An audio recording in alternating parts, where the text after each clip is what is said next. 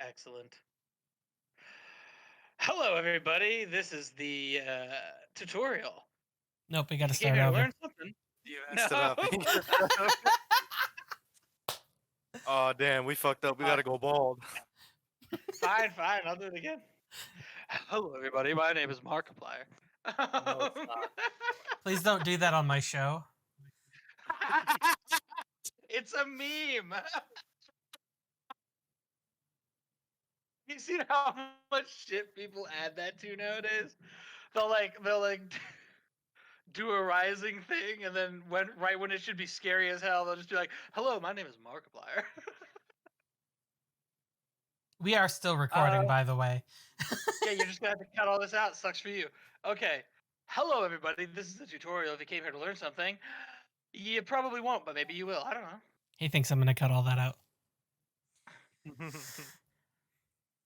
Funny. You don't have to. You don't have to. But you want to make a big stink that I messed up the intro. Like, if you're not gonna cut it out, then who gives a fuck? I was just doing it for the lulz. Today we're talking about Sonic the Hedgehog, and more specifically, the curious case of how he became an American icon, but not a Japanese icon, despite the fact that he was made in Japan for a Japanese game. See, this is the downside to having our cameras on for each other. It might not matter for the podcast, but I can see all the stupid shit you people are doing. Yeah. Oh, Naruto Storm, nice. The fucking Xbox 360. Yeah, so we have cameras for each other, but they're not being recorded for you guys because we're selfish like that. I mean, it wouldn't be that hard to do. No, I just don't have it set up. Yeah. Nah, Maybe next week, but probably not. probably not. Yeah, no, I think next week's probably going to be the freelancer one. Zeta. To do that. I don't know. Steve, edit that out. Yeah. Right. Yeah. It annoys me to no end that he hates having his real name out there because I use it so frequently that I forget when I'm on the show.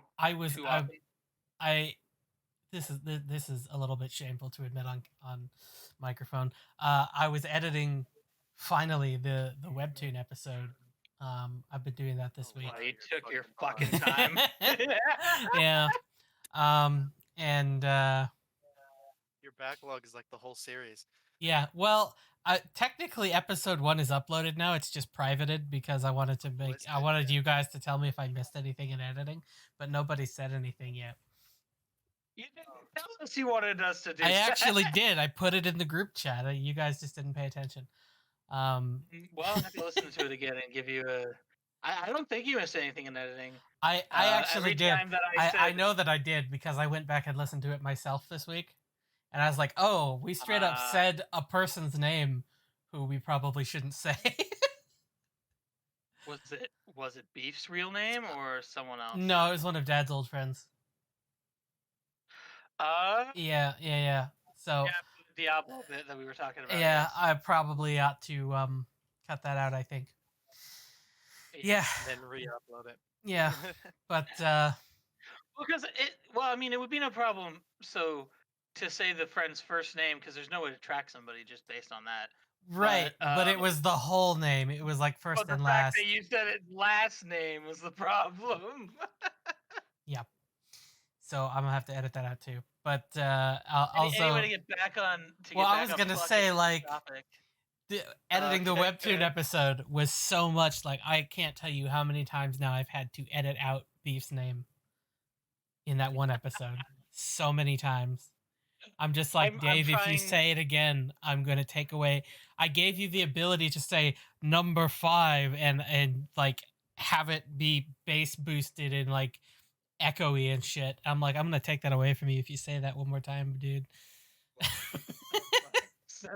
What power is that? I was unaware. It's the power of editing. Yeah, so it's like number 5. sorta, but with more You editing. just edit my Yeah, just edit my voice to sound yeah, like that. just edit the clips. Yeah, but I'm like, Damn. he's probably said Zeta's real name Mambo more than number 5 times. Anyway, so we're doing an episode. 5 minutes Yeah, we later. are. I know I said it during the Dark Souls episode, but I don't know any other times. What, you said his name? Yeah. You don't know It's- what? It's mostly just Dave I have to worry about. Yeah, it's to be fair, like I think that's stacked against me anyway because I'm the older brother and I've called him that for his entire life, Mm. which is whereas I think you guys, and also I'm not as like online efficient as you guys are. Like you spent more of your time online than I have. So you're very much more used to like having multiple names for yourselves and I want to be called this specifically. Okay, I respect that and do it. And it's not that I disrespect him or that I don't want to call him that. It's just that in the moment in my brain it's like, oh, this is the person I'm talking about, and I just bark and it doesn't filter. Yeah. Oh, Yeah. I mean, So Yeah, I'm trying. I really am trying. I'm trying to improve myself best I can. It's Like, just a matter of like largely, if I hear myself say it, I'll try to catch myself on it and then say beef for the rest of the episode. I'll dare to say that maybe it has a little bit to do.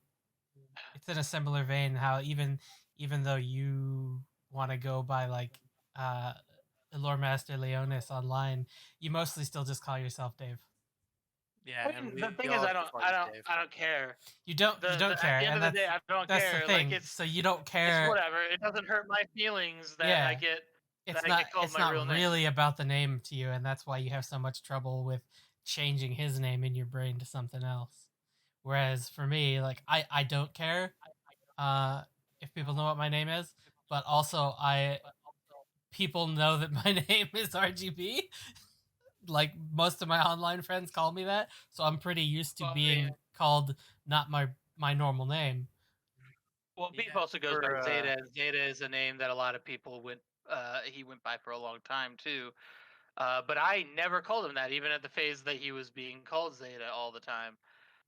In real life, I still called him by his real name, and he never complained at the time. Calling me Ringo. Yeah, that's true though. Like, so you guys have a lot of internet friends, and your friends call you by your name. I don't get that very often. Recently, though, I've just been telling people to just call me James, like, because the closest I get is if I'm online playing like PlayStation or something.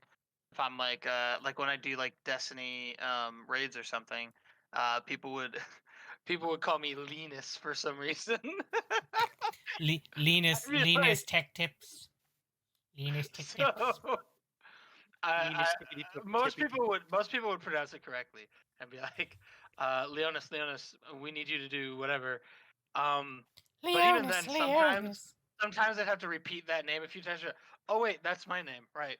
Yeah, I remember when I would still do raids with you guys. Soul used to always just call you like Leo. Yes, a lot of people did that. A lot of people did that. They just call me Leo. Leo. But Leo. It would either be someone would say Leo. Yeah, no, that really happened like multiple times.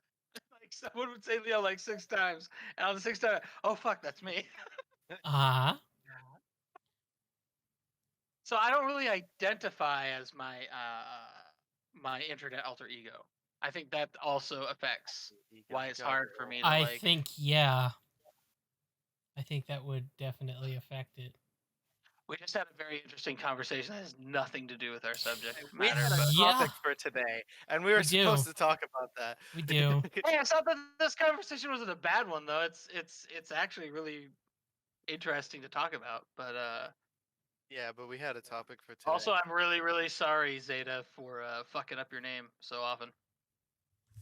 In school, kids. Oh yeah, he's not here again this week. In case you that wasn't already clear. No, you can just like, it's a I just do you happen to have a recording that says "I forgive you"? That'd be dope. Well, I've ever said those words in his life. No, probably not. I've got this for you. Stay in school, kids. Right. enough. Okay, so today we're talking about Right. Sonic the Hedgehog. The horse egg. Sounds Oh, good. Nothing okay. personnel, kid. All Yeah. right, so let me see here. Sonic, So one of the Sonic things I want to do to the hog start off hedge. with is yeah, I wanted to touch on and I was hoping that you guys might have more input on this because it isn't about the comics. So Sonic became Sonic was invented for a Japanese video game system, but or for a Japanese video game series. But he's an American cultural icon. I want to make sure that I'm clear about this. Mario is also an American cultural icon, but Mario is a Japanese cultural icon too. Sonic isn't. He is specifically an American cultural icon. He's not an icon over in Japan. Japan knows he exists. He's not a bad character. They're like, it's okay. He has games, whatever, but they don't give a fuck. Over here, Sonic not was that the good. face of the '90s for gamers, pretty much. It's And like, how? What the fuck happened that made that happen? Why is it that this Japanese anthropomorphic hedgehog became an American cultural icon of the '90s? Well, Dave, I don't know, but I assume you're gonna tell me. Well, I thought I'd ask you guys what you think might have contributed to that before I say Oh anything. well, because this is supposed to be a discussion, not a I dictate shit to you. I have an opinion on that. If you want to hear it, Go for it. Mario What's the opinion? fucking won. That's what happened. That's a good Okay. point. I mean, I get where you're coming from with that answer, but at the same time, my curiosity is more like not. I'm not focused on like long term who had the bigger impact internationally. I'm focused on the fact that despite becoming an American cultural icon, he never became a Japanese one. And I'm focused more on specifically because Sonic's not really a cultural icon anymore. He's like I say, he's like, you think of Sonic the Hedgehog as like that's like what the '90s was Sonic the Hedgehog. He 2006. exemplifies everything about the '90s, if that makes sense. Dumb catchphrases that didn't catch on. You got that right. The idea of Got a what's juice. cool. Oh my god, Wait, that did he Chili actually dogs. say that? Okay, so here's the thing. You guys might not be aware of it because in the games and in the shows, he only ever says gotta go fast. But in the comics, he never says that. Throughout like the first 50 issues of the comics, he says, I got a juice. And it's That's some so dumb cringy. ass shit. It's so cringy. That's Oh, a bit man, but cringe there, isn't it, bruv? Sonic is like the exemplar of 90s culture. I was though. gonna say like Sonic is that weird cousin that everybody has that thinks he's cool, but I do have some thoughts on it as well, but what about Ringo? What's your thoughts? Why do you think he became a '90s, Well, a I think perfect it's- '90s mascot?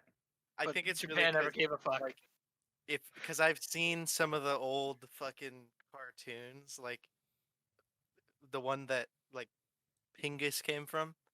You know what I'm talking about? Yeah. It's Well, that's the one that the very- comic is based off of. So It's very over the top '90s bullshit, like you would expect for almost anything else from that time, and it's like to an extreme, and that's probably why. If I had to wager a guess.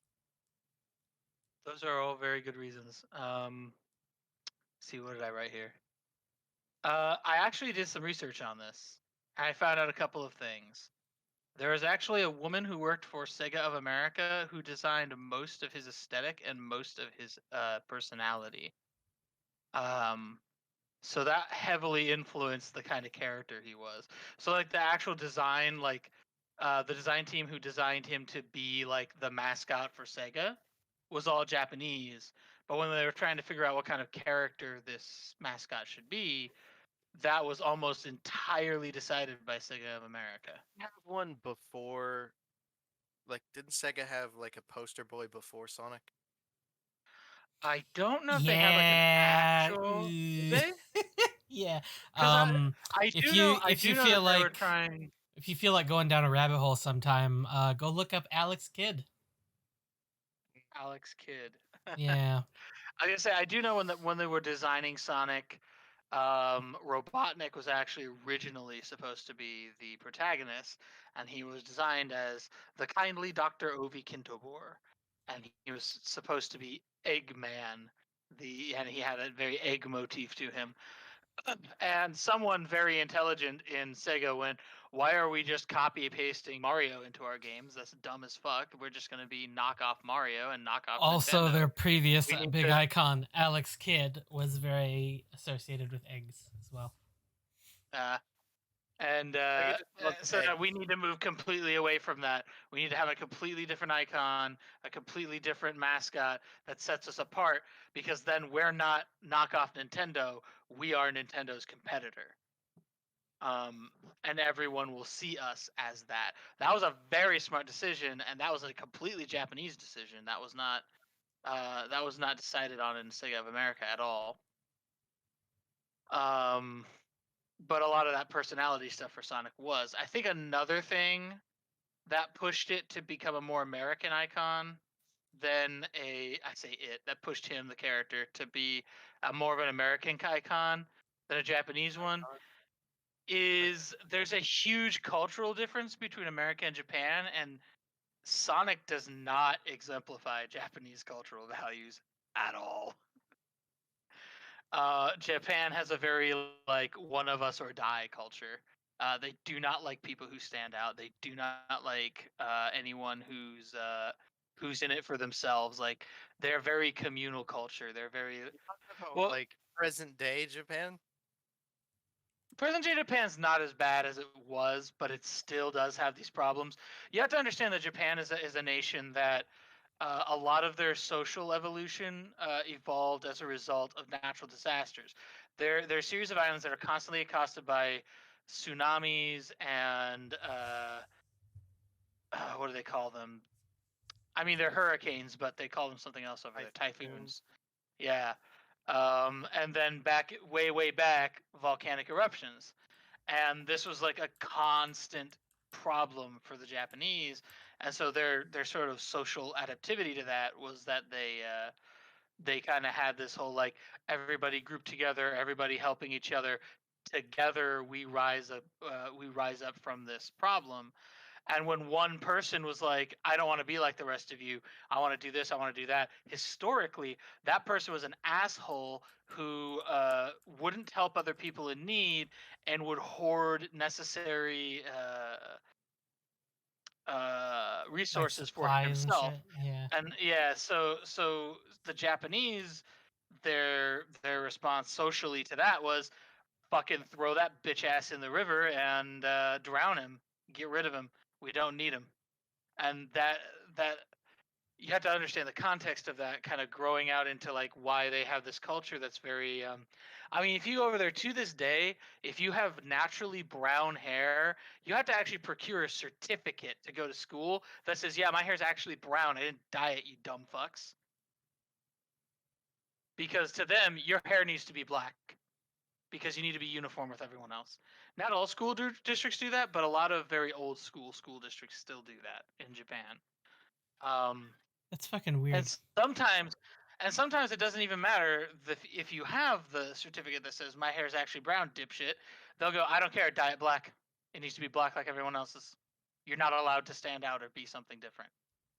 Tokyo, to be fair, is but to be, you gotta realize Tokyo's like the capital. Everything new comes to Tokyo first and then disseminates everywhere else. So, um,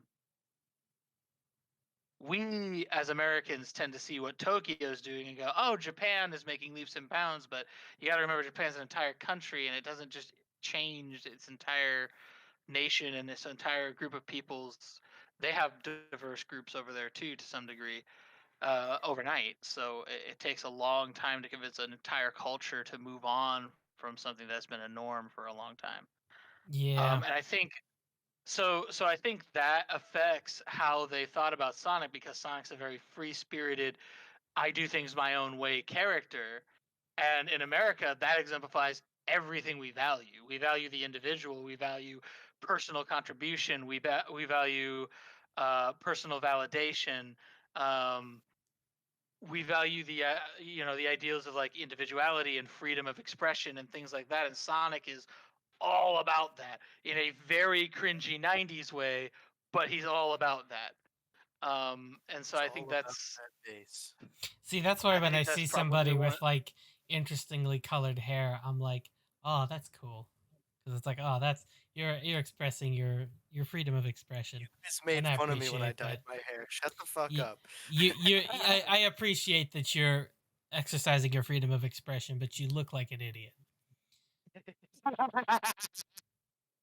See, my thing is like, if I see someone with a weird hair color, I'll be like, okay, and I won't mess with them.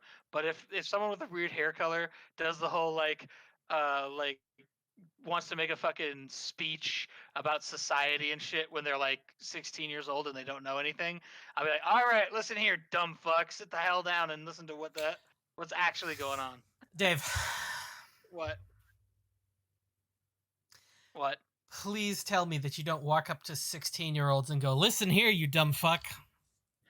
No. No, I don't. I'm more trying to make the point of like just a lot of people.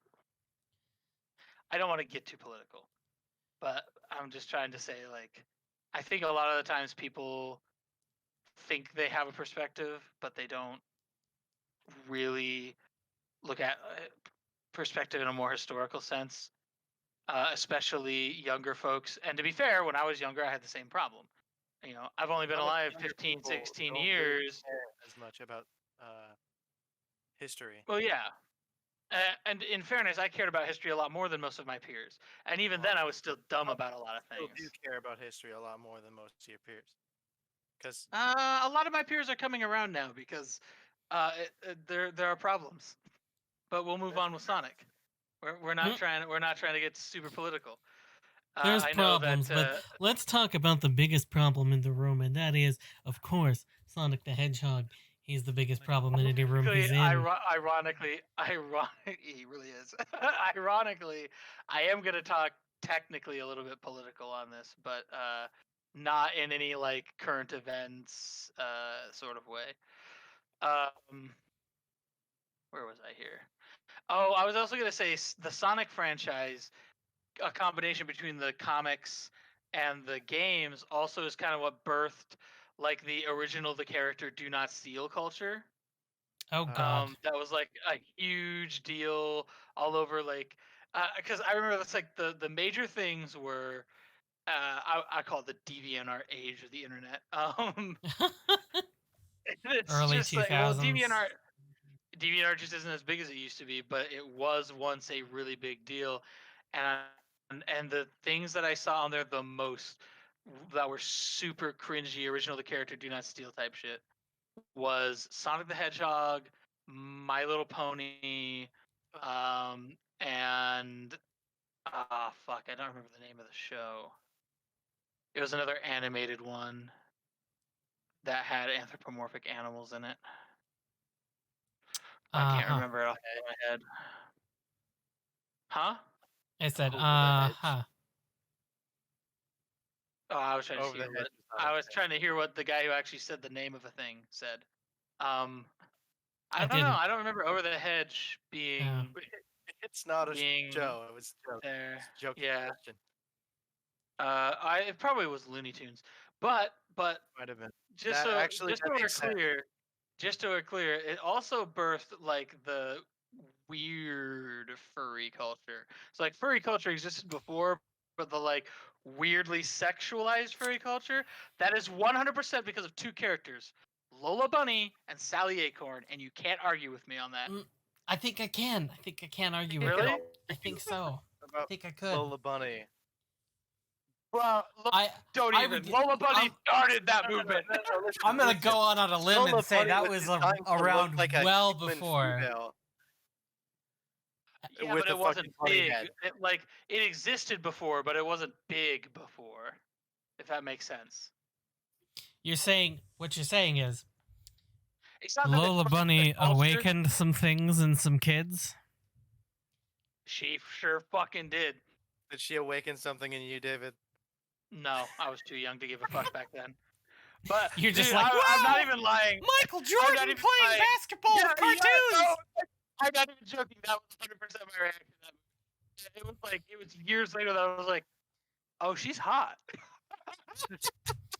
Yeah, Did and not by the time that fucking happened, you go, oh, she's hot, and then you feel a slap on your back, and you're like, what's that? And somebody goes, oh, nothing. I've just labeled you with the word furry. I mean, she was designed to be hot, though. Yeah. She used that way worse than She Sally was designed Acorn by was. a furry. Well, no shit, Sherlock. I mean, she But was I designed mean, by- to be fair, I was already Mm, moving on mm. to other things in my life by the time I took note of that crap. But yeah, I mean, I was just a little kid. I was just like, at the time, I was like, oh, Michael Jordan is the greatest basketball player. Blah blah blah blah blah blah blah. I didn't know fucking anything, dude. I was like 7 or some shit when I saw that Michael Jordan is the greatest A new basketball one player. with like Shaquille O'Neal. No, it's LeBron James. Yeah. Mm-hmm. movie. The new one. Yeah. They're making a new one. It's got LeBron James. And, here's how I know the furry culture has gotten out of control. They redesigned Lola to be less appealing, Less let's say, appealing. because they want to distance themselves from that culture, which honestly, fair. I would want to distance myself from that too. And the whole internet lit up with like, how dare you, when they redesigned her. Like, what the fuck, bro? I told you, man. All It's all you those. assholes. It's all those '90s kids. Yeah, it is. It is. It's all the 90s kids. Oh, man. So we're actually going to I'm going to start my story about the comics. So really briefly, I'm going to cover like what the comics are, real world. Zeta.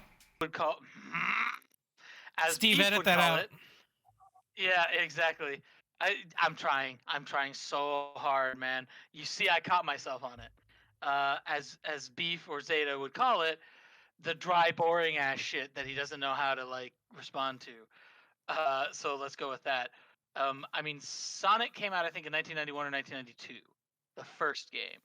The comics came out in 1993, right after the Saturday morning cartoon series came out.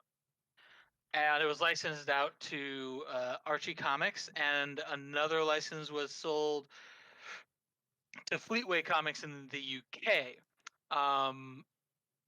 Fleetway Comics technically is more true to the games, and in that sense, Fleetway very much didn't want to add too much to their world. They wanted to keep very strictly to what the games were showing because they didn't want to risk getting in trouble. Archie didn't give a fuck because they had really tight connections with Sega of America, so they made a whole goddamn universe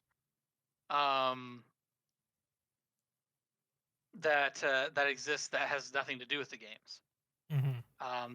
So like there's a bunch of characters in the comics that exist that don't exist in the games that are Archie Comics specific characters. Yes. Such as Jacques Cousteau or whatever the fuck his name is. Antoine de Colette. Yeah, that one. That's his name. I remember this because I have to fucking research all this garbage over the last week. But so at least you admitted it there's- was garbage. That's good. Yeah. Oh, dude, it's garbage. It's That's hilarious. always acknowledgement. It's hilarious garbage. It's fun to read garbage, but goddamn, is it ever garbage? This is Hot, why. steaming garbage. This is Especially one of the the reasons I early read. ones. One of the reasons I read a lot of webtoons, because some of them are just amazing garbage. Yeah. Well, that's why I enjoy Sonic. It's amazing garbage. So, now some of them are actually. This is a different episode, but some of them are actually good. Some of them are just amazing garbage. Sonic like oscillates wildly between those two things. Like they'll have Mhm. one arc that's like super serious and it takes its characters seriously, and you see serious character development and all this other stuff and growth, and you're like, oh my god, this is a compelling story. And then the next arc is like, haha, I fart chili dogs, and it's I like, was gonna say the next arc is why? Sonic. Did you know there's a restaurant named after you and they sell chili dogs? Yeah, right. I mean, like I said, they oscillate wildly between the two.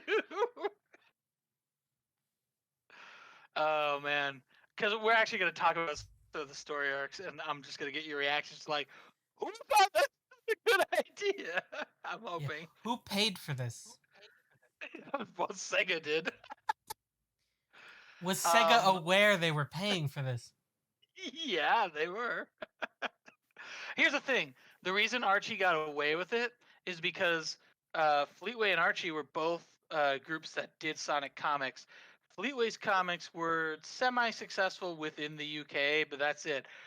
Archie's comics, internationally boomed, bigger than anything else. They're they are considered the comic series for Sonic, and they brought in a fuck ton of revenue. So Sega was like, I guess they know what the fuck they're doing.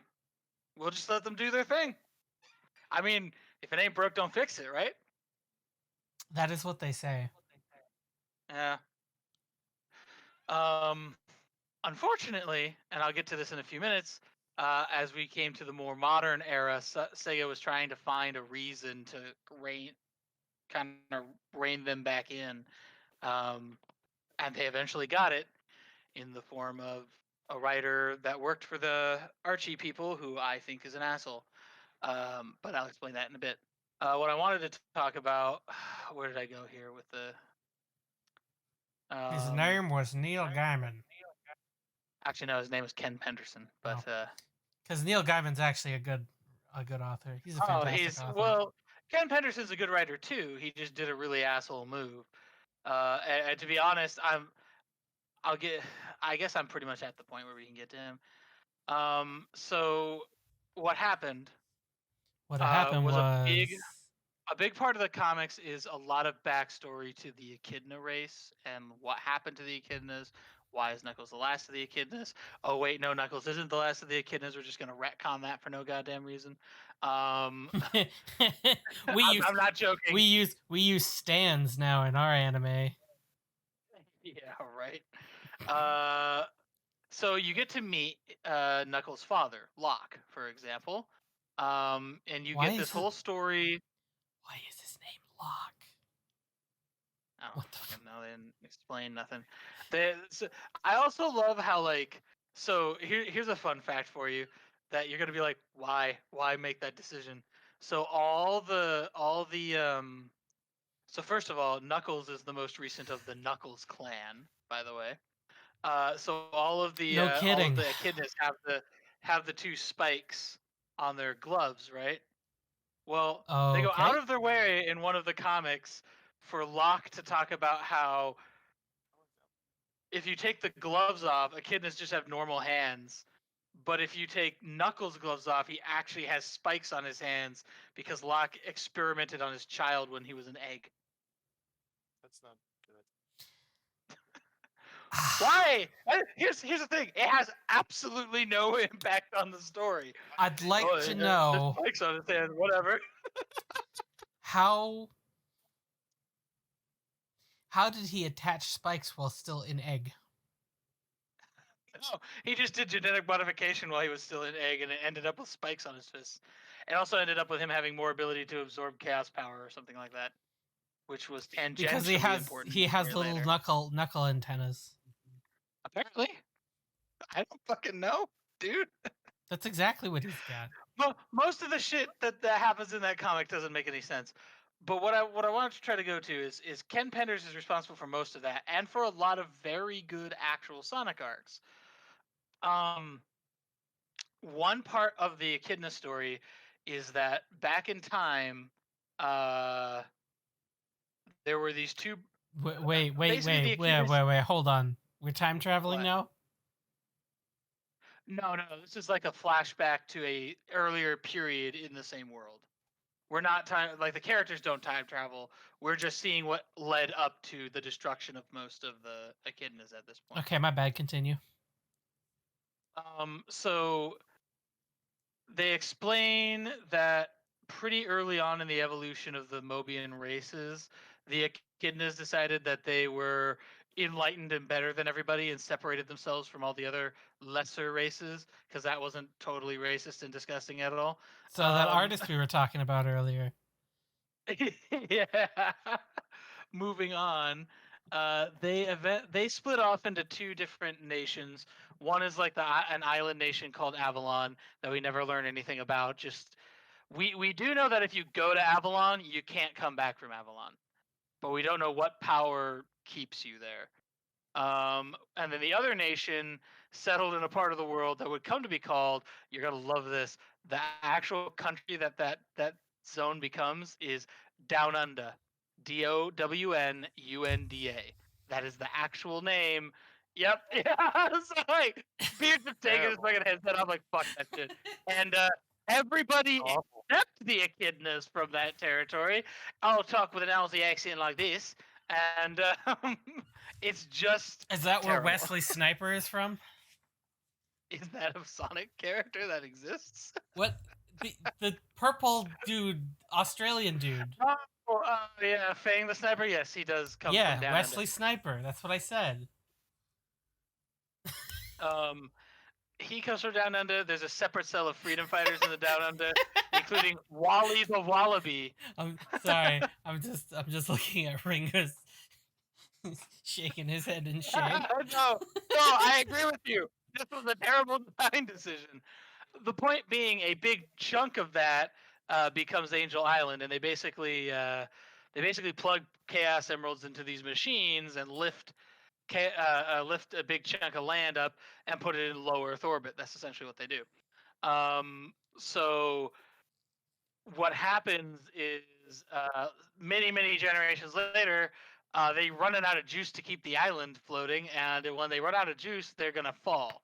So they're trying to come up with solutions to stop this, and there's these two brothers who come up with two separate solutions, and one of them has a solution that basically says we have to give up all of our technology and electric stuff because that way the energy available to keep the island floating will last for another several thousand years, and then future us can take care of that, and we don't have to worry about it. And the other brother is like, that's dumb. Why don't we just merge a bunch of the Chaos Emeralds together into one giant super battery, which is how the Master Emerald comes to be. Quick aside, in the Archie comics, for quite some time, almost 200 issues worth of it, Chaos Emeralds are not only 7. There's like a fuck ton of every color. They had to make a whole ass arc explaining how that got changed. You know what I never understood? Why they were all called emeralds when they were all different colors, and emeralds are specifically green. Because saying Chaos Turquoise is not. I was gonna say, emeralds can come in different colors, but not all of those colors. But essentially, what's the word I'm looking for? Different gems can come in different colors. For example, you might think of sapphire as a separate gem, but technically sapphire is just a blue ruby. Yeah, I knew that. Literally the exact same gem. So just because something is called emerald, a lot of the times you feel like, so there's like yellow rubies, for example, and they're not called something different. They're called yellow rubies. I know there's different colors of like diamonds. I know that. That a lot of the times that has to do with what impurities got in with the carbon. But yeah, I mean, so emeralds come in different colors too, but they don't come in or rather I shouldn't say that. Emeralds are technically like beryllium or something like that, and beryllium comes in multiple colors, but only green beryllium is ever called emeralds. I watched a whole thing on it once upon a time. I was gonna say, like, somebody is a big gemstone nerd. Oh, dude, I was super big into geology once upon a time. I had like fucking geology books out my ass. Really liked that cleavage, huh? Yo, slapping my ass cheeks, alerting the guards over here. What? I don't think that joke went the way you wanted it to. Probably not, but am I gonna have to ask you if you know what cleavage is? Do I have to explain my joke to you? oh, I know what cleavage is, but cleavage technically there's also cleavage in the ass. So I know what your joke is. You were talking about boobies. I was making a pun on the fact that rocks, the edge of the rock, is the rock cleavage. Because you said geology. I should have gotten Monkey that. brain. Whatever. Right. Monkey brain. Right. Whatever. I did super monkey brain so hard. that thought just didn't come to mind. Just move on. Okay.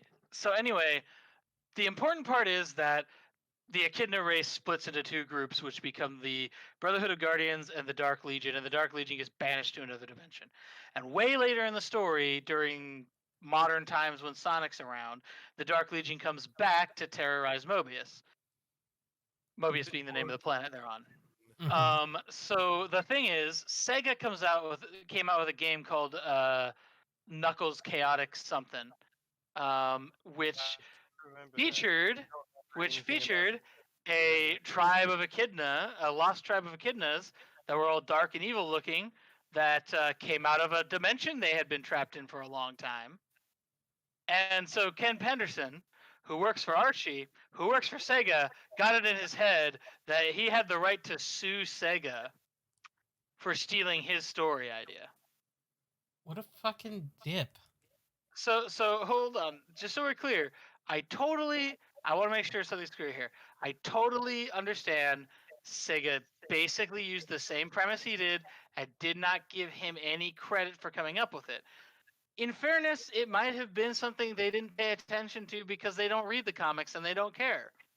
But the comic did come out first. That arc came out first in the comics, and Penderson thought that he was being unfairly shunted by not being given credit for coming up with the idea. At least that much I understand.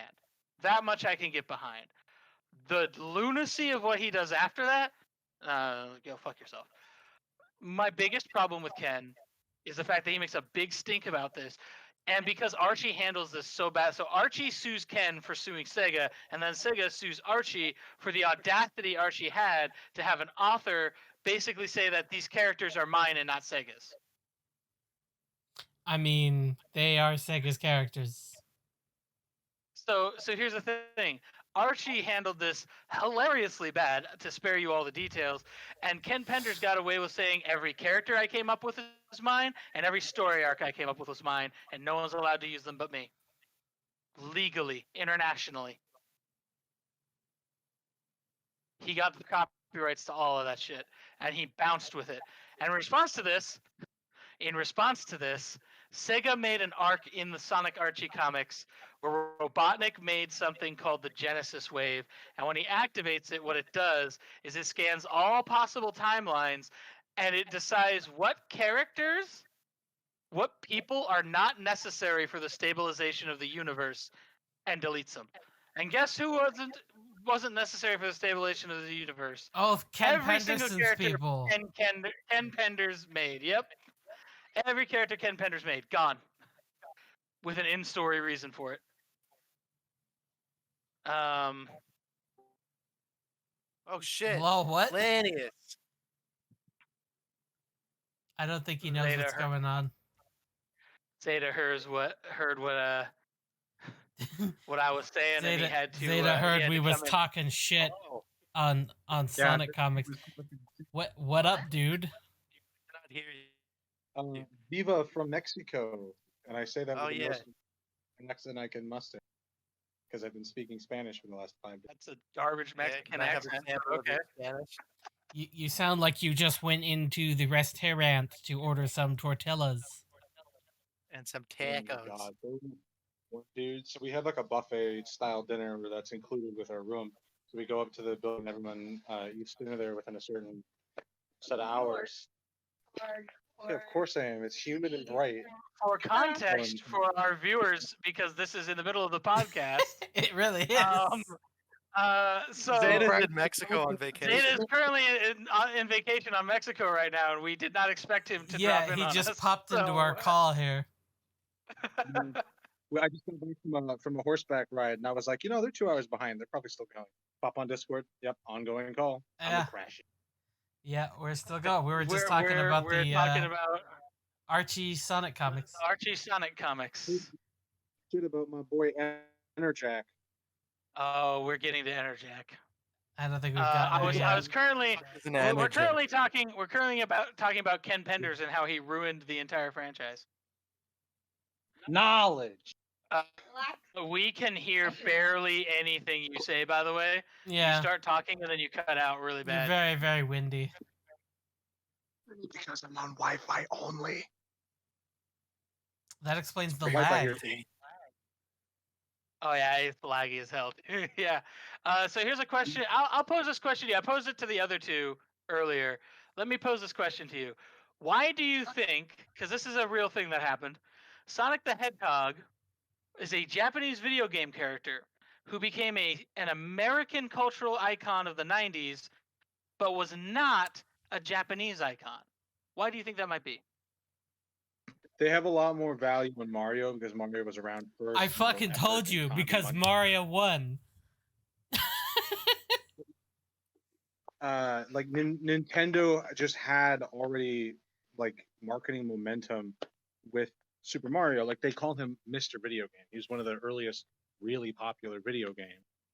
He's like Nintendo's #1 title, and he pretty much always has been. So over there, they already had established that it's Mario Brothers, the Mario franchise. That's sort of like their thing. And even among gamers today, there's everybody, when they play either of those, they're going to either prefer the more technical aspects of Mario or just the speedster aspects of Sonic. So they're going to still prefer one or the other. But yeah, it wasn't a cultural. I mean, his face is around in places in Japan, but he's just not as big as Mario because Mario was like their firstborn child that gets all their love. And just so we're clear, I'm not trying to invalidate those statements. I was just wanting everyone to kind of say what they think led up to that, and then I wanted to. He asked me. This is the research I did, and why I think. Well, he asked us, and my answer was quite simply just that Mario won. Well, to be fair, my major issue with that is that you didn't elaborate on it at all. You didn't discuss There's not much to elaborate. Yeah, there was kind of a mascot. There was a little bit of a mascot race between Mario and Sonic. Mario won by miles. I know Japanese people love Mario. They don't like Sonic so much. Sonic won by miles in America, though. Yeah. Well, it's because think about some of the distance or the difference. As Americans, we put a lot more value and time than a lot of other countries that are up to speed with us in technology. We don't take siestas in America. Everybody here is taking a siesta right now. Zeta. I was gonna say, hey, that's what I was saying. Cultural differences that led to this as well. And the Japanese. So earlier, I risk of repeating myself because I've already said this. The Japanese have a very one of us or die culture, and Americans have a very express yourself culture. Yeah. And Sonic lends himself more to the freedom of expression than he does to the conformation to society. It's funny. I think as well. Mario is way more diverse than Sonic. Well, also Mario. Yeah, because Mario is I don't know if I agree with that. Together. Well, Mario doesn't go out of his way to promote any big ideas or ideals. I don't think. Yeah. Meanwhile, Sonic is always like, "Be cool," but yeah. Eat chili dogs, run fast. The short answer to that is just Mario had more marketing momentum. He was already an established symbol. I think it's a combination of that and the cultural differences. Because I think if I think if Sonic had had enough cultural impact on Japan, he could have made an upset to be an icon alongside Mario. But because of the way they decided to design him as a character, not like his physical design, but just like who he was as a personality, he did not have that kind of impact in Japan. He definitely appeals more to Western audiences than to Eastern audiences. Yeah, I mean that's. I don't know if you can hear what Linda's saying. What did she say? What she's saying is Japan also had Pokemon, so Sonic may or may not, because that's been around since 1982. So Sonic may or may not come across like a bootleg Pokemon. That So is an angle I did not. also have the established brand of Pokemon, and it's like, well, why would I? I've never said you couldn't. You're just usually asleep. So interesting. We were currently talking about. Are you aware of the whole Ken Penders snafu that ended the Sonic comics? No. So Ended. since you're aware, well, they actually do have a new comic series called the IDW comics, but Penders basically destroyed the Archie comics. So here's the thing. If you're aware of Interjack, then you're aware of the Dark Legion and the Brotherhood of Guardians and the Echidna race splitting within that storyline, right? Well, I know that there's an Echidna race, and I know that there's Interjack, but the rest of it sounds like crazy shit to me. No, I didn't actually read much of the Archie comics. I've probably read more than the other two here, but yeah, I can say that for sure. I kind of just flipped through it to see if I could find anything of Ringo, particular. you're like, I didn't hear any of that. No, I yeah. selfie time. No, So, I no, was what I actually looking at a thing that was a memorial tribute to Kentaro Miura, the guy who made the Berserk manga. Oh, here we go. Died recently. Of course.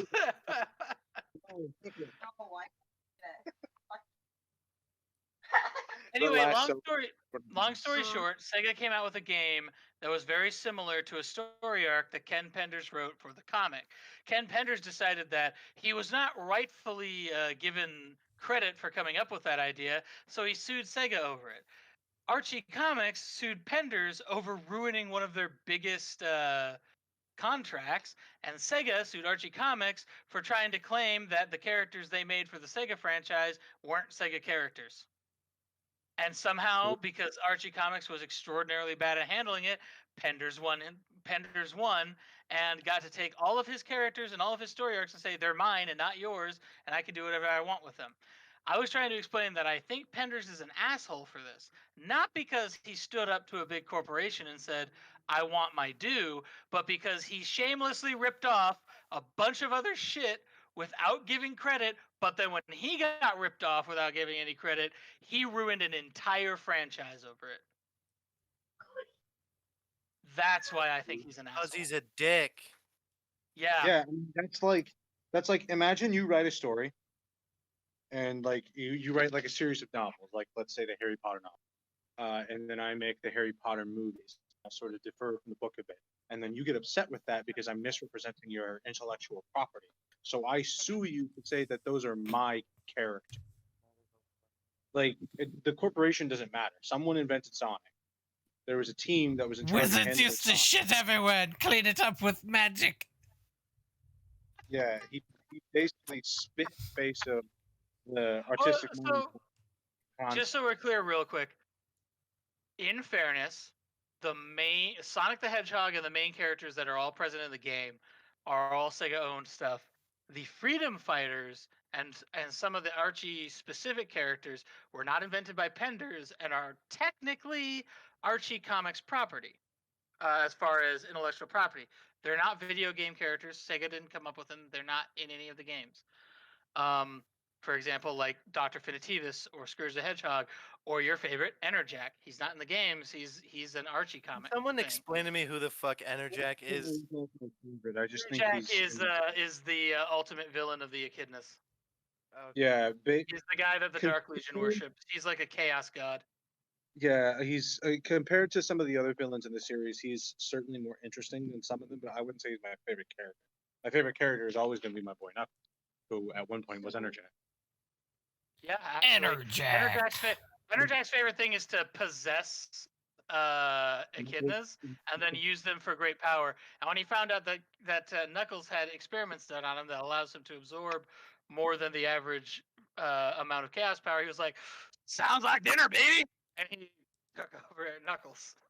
Yeah, because it's like, do you want to possess Captain America, or do you want to possess Sam Riegel. Yeah, exactly. Sam Riegel. Wow. Yeah. Well, I'm pretty sure. That I'm would pretty sure. certainly be an Sam, interesting person to possess. I'm pretty sure Sam. But no, Oh, so no. pretty much. Oh, what's happening? Do we stop There's recording? No, we do. I just Googled Enerjack is all. Yeah. Oh. I do, You are discovering the horror. Okay, so What is this dumb shit, dude? you could just sort of like blanket the entire Sonic Archie comments under that one thing you just said. Yeah, it's true. What the fuck am I looking at? Hold on. So what I wanted to say is pretty much every Echidna character that isn't Knuckles and a whole slew of other characters were characters that were introduced by Ken Penders. And a lot of story arcs from issue 150 onward were also created by Ken Penders. So it is fair to say that Ken came up with the ideas and that he wasn't given credit for this idea when Sega made a game based off one of them. I'm not going to argue that point. To me, I'm saying he's an asshole specifically because he ripped off other franchises and people without giving them credit. And then when he got ripped off, he made a big deal about it and threw a tantrum. So that's people like why that. I think he's an asshole. Yeah, it's one of those things where like I don't know anything about him. I'm not a doctor, but Enerjack versus Super Tengen Toppa Gurren Lagann. What? Anyway, Dude, I have no idea what that is. That is 100% outside my repertoire. Yeah, all I know about Gurren Lagann is believe in the me that believes in you. Yeah. I mean, I watched Gurren Lagann. I know what it is, but like, I know that thing that he just said was. But at the same time, I've never seen that fight, and I had no idea about anything about that. Moving on from Penders, I wanted to talk about just for the sake of my brothers here who haven't really read much of the comics. So pretty much the rest of this is going to be me talking about the comics and them reacting to it, because a lot of this is like stuff that doesn't happen in the games, and I wanted to just bring up some things from the comics. I think it's important to bring up the comics when we're talking about Sonic being an American icon, because I think a lot of ideas about who Sonic is and how he operates came from the comic series. Some people only ever played the games, but there was a big chunk of Sonic fandom that came from the comic series. So I'm gonna start by just talking about some basic ideas of the universe, just to kind of help you get a grasp on how this universe is different from the games, because it is very different. I also wanted to mention briefly that these have been around almost as long as the games, and the characters in them are pretty well established as almost as Sonic as the Sonic characters. So that's a pretty big deal. So first information to establish. There are multiple timelines and dimensions. The different timelines and dimensions are called zones. You can go to different zones through just a moment, through something called the Cosmic Interstate. Yes, Zeta. Cosmic Interstate. Yes. Excuse me, I have the conch. You have the conch. That's a reference you probably don't get. I'm Yeah. sure you already The speaking conch, I get it.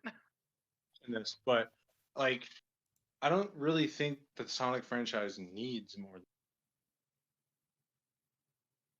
I don't really think the Sonic franchise needs more.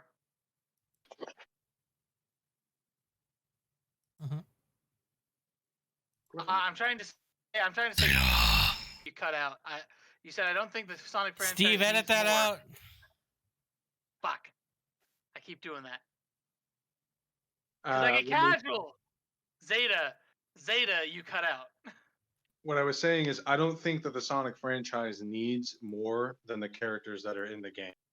Like it's already, uh, like I can suspend my disbelief for the characters who are all of relatively the same size, but then when you start giving Shadow like this crazy alien lineage, and then you introduce characters like Big the Cat and Vector the Crocodile. Vector and the Crocodile and Espio in particular for me, well, pretty much all the Chaotix, because like all the characters I was familiar with as a little kid, they were all at least mammals.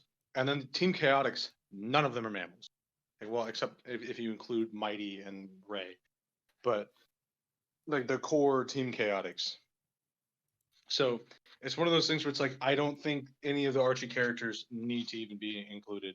I don't know if you already got to that earlier, but yeah, I'm like the games are sufficient in characters on their own. They don't. I kind of need- did touch on that a few minutes ago. So something I'm gonna go ahead and say about that is, you also have to understand that when the comics were first made, they were made in 1993, a year after the very first Sonic game came out, and all they had to go off of was Sonic and Sonic CD, which means they had Sonic, Tails, Dr. Eggman, Amy Rose, and Metal Sonic, and those were all the characters.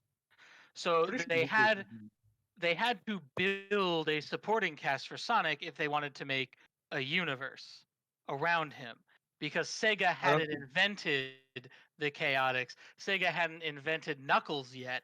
Sega hadn't invented a whole slew. Most of the characters you know from Sonic that aren't part of the main core of like Sonic, Tails, Knuckles didn't exist.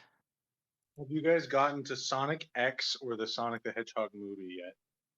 No. No, the intention was to cover the movie in the game episode. I want to do an episode on the Sonic games as well to kind of like cinch both Yeah, that's sides right. of This of is this a question. two-parter. I said that like at the very fucking beginning of this episode, by the way. Big you did. reveal. Big reveal. reveal. That we did like It's an a hour ago. two-parter.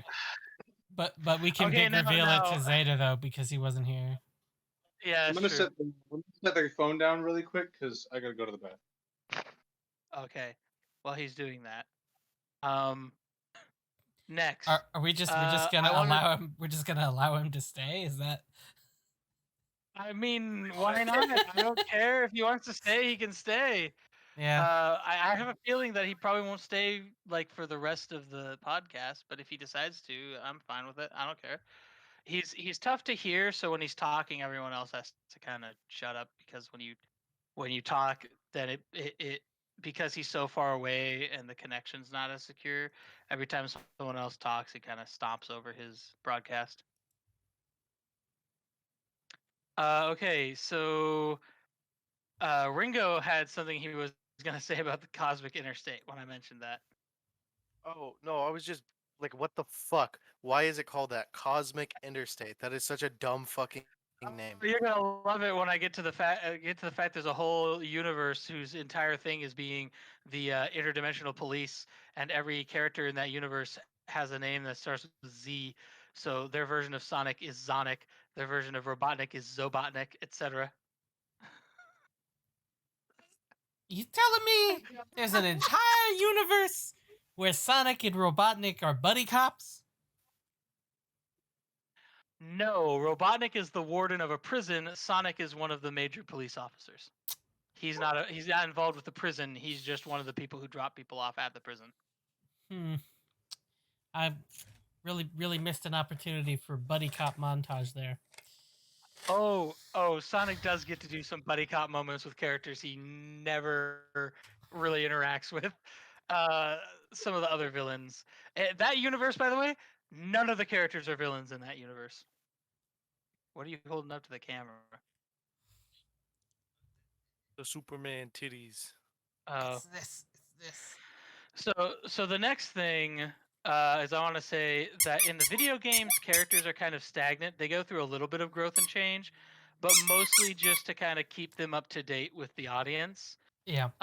Whereas in the comics, they go through experiences, they go through traumas, they go through different things. They learn and grow and change from all of that. And the characters they were at the end of the series don't even begin to resemble the characters they were. So at the beginning, at the beginning, Sonic is all chili dogs, but at the end, Sonic is like juice. chili dogs, but at what cost? Yeah, chili Yeah, dog. okay, yeah, that's actually a really great way to put it. Believe it or not. I wanted to give an example of this. So, of course, one of the multiple universes that exist is the one where everybody good is bad and everybody bad is good, because Why that's a trope wouldn't that needs to they? keep getting Why wouldn't rehashed they do over that? and over again. Is there So wait one really of quick? the- I have to fill this out before you. Is there a universe for where it. just everyone is gender swapped? Is there They one of those? don't bring it up. If it exists, they don't mention it. Ah, losers. To be fair, that wasn't really a big trope back in the 90s. It wasn't as big as it is. I guess as it it's got more of a in, like, 2000s thing, yeah. Yeah. So one of the major freedom fighters, one of the core members of the freedom fighters, is a cybernetic rabbit named Bunny Rabbot. Steve, edit that out. Oh, I'm gonna edit it out. It's so edit it out. You got it, boss. No problem. It's gone. They'll never know what it was. It's gone. Okay. Anyway, So I'm gonna attempt to rat you out to the internet. He's playing on his Nintendo Switch. While we're I'm recording. creating me's right now. Technically, I'm doing work for my channel. I'm just reading manga. He's Are just you reading reading the the Berserk he's manga? reading the Wow. Berserk I'm manga. actually reading a lot. the Berserk. He's Well, reading a even- lot.